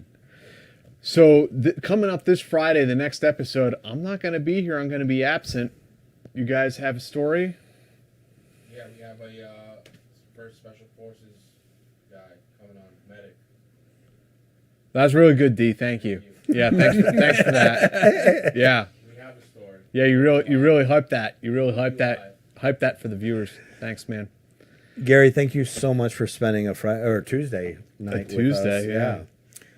Thanks for driving up, man. Yeah. Appreciate it. No, Deeply appreciate We'll it. hope to have you up again sometime. no, thanks. Hey, good to see you guys. Good to meet Dee, and look forward to working with you guys in the future. Some. Yeah, Yeah. hell yeah. Absolutely. And, I'm watching you guys now, so my eyes on you, seeing. But no, it's interesting content, and I'm also somewhat curious as I'm watching your podcast and your publications and all develop and grow. Yeah. Right? It's kind of good. I kind of pull for everybody that's been one of us and doing us and trying to do something different now Yeah. and see how that goes. Yeah, it's odd. I mean, Throwing darts. yeah. Yeah. Yeah, but it's fun. I can't complain. But it's good to be throwing them instead of catching them. Right? Hell yeah. Yeah, right. Absolutely. There you go. For sure. For sure. So, Dave and Dee will catch you guys on Friday.